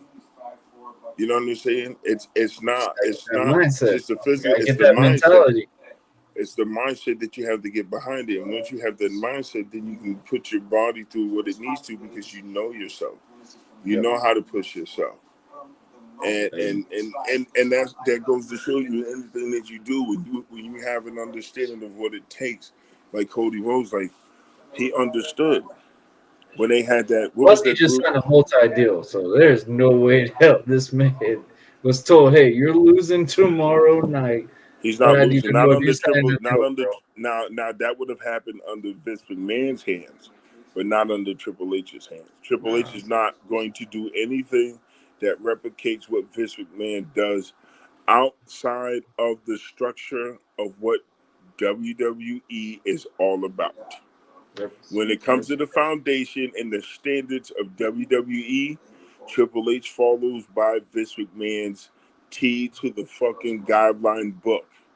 But when it comes to everything else, dealing with wrestlers, picking superstars, promos, this is all Triple H's thing. It is no I love longer when he Vince says, I McMahon's. got guys that do that now.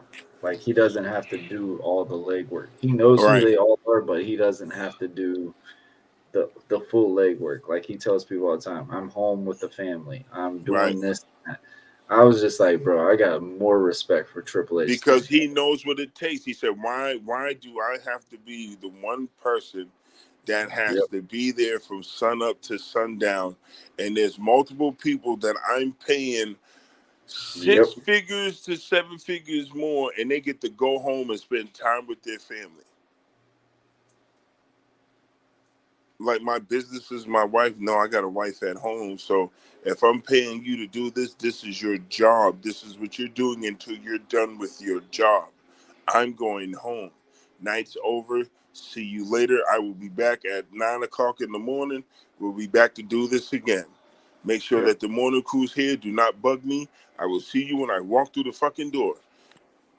Yep, I agree with that, man. It's like a 9 to 5. You're coming to do your job, and that is literally what Triple H is known for. And the one thing that I love and respect about him is he said this when he was getting ready to fully take over.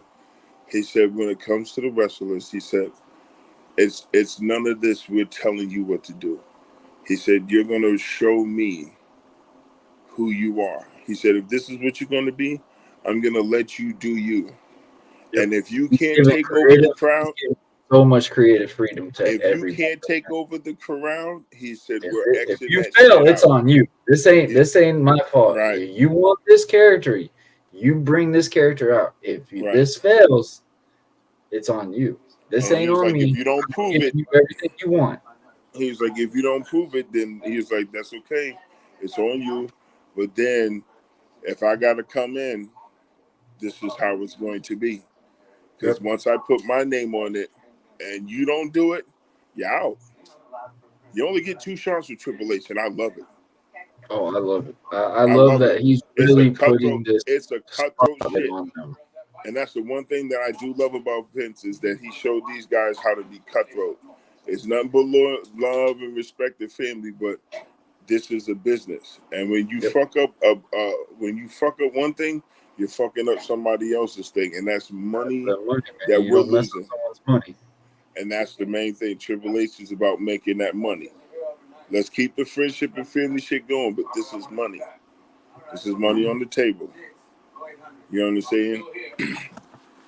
And then to sit there and see WrestleMania be what it is now, it's just it's a beautiful, beautiful thing, bro. You're able to sit there and watch him like, this was really good. It was really good, bro.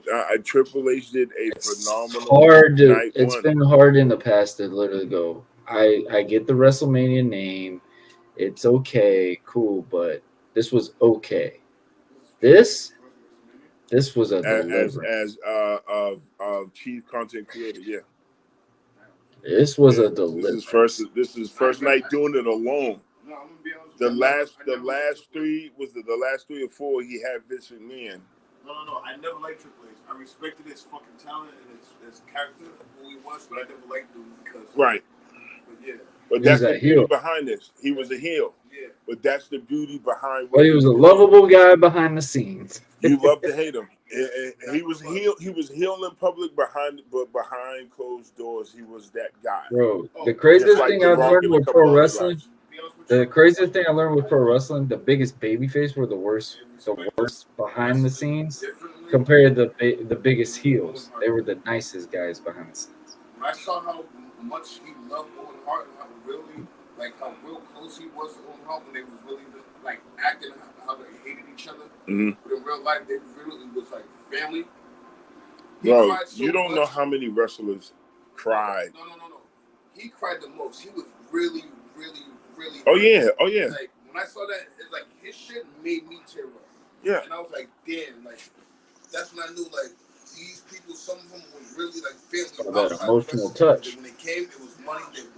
They were working. So the guy that I'm on the phone with, he's actually a wrestler now, and And they tell you, even the professionals tell you, he's like, people think when we're wrestlers, we're out here performing, we make this money, we're flying in planes, we're jets. He was like, no, we're in cars. We're driving from city to city, town to town, state to state, and we're carpooling.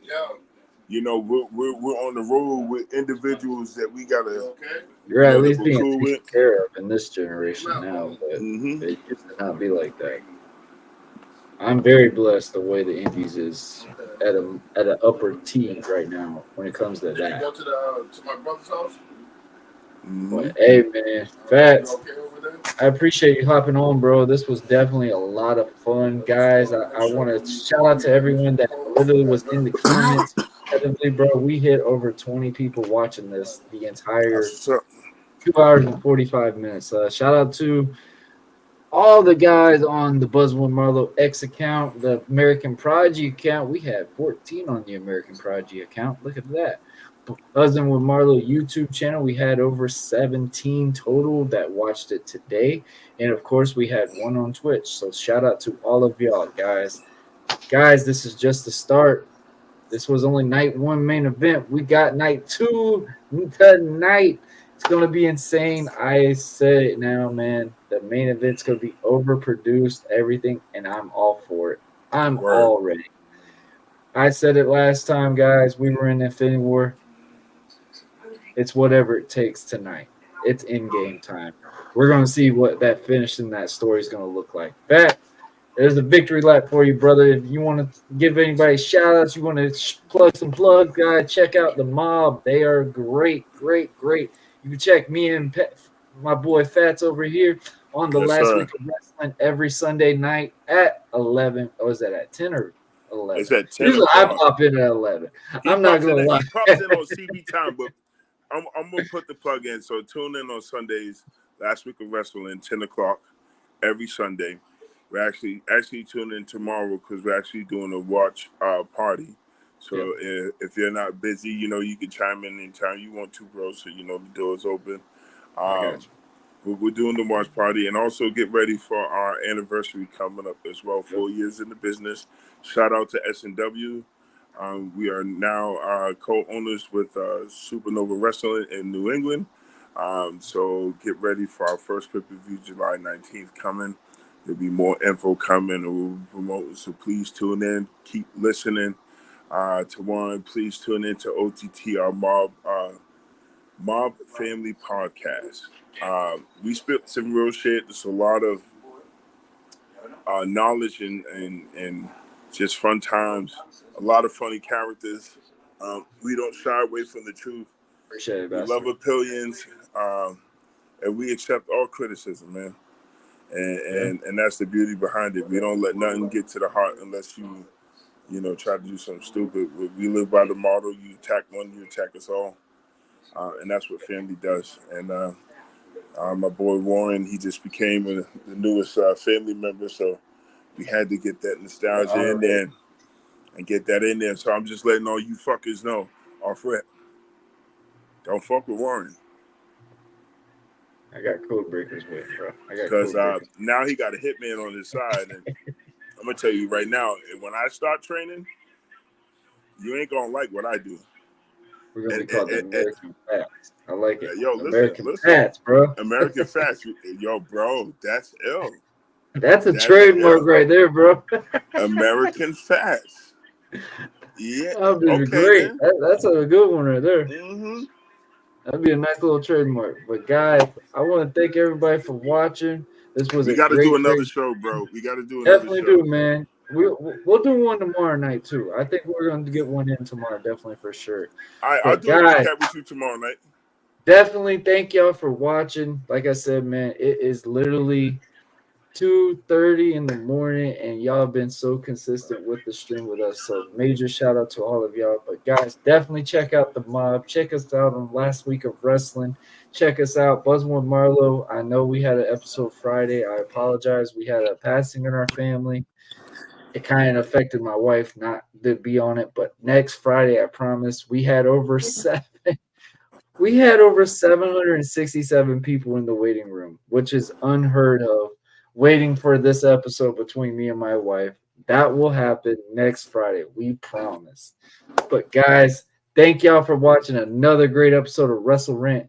Enjoy the wrestling, watch what you like, and it's going to be time to finish that story tomorrow night. Fats, I appreciate you. I love you. And Yes, sir. guys, Love, get bro. out of here. Have a good one.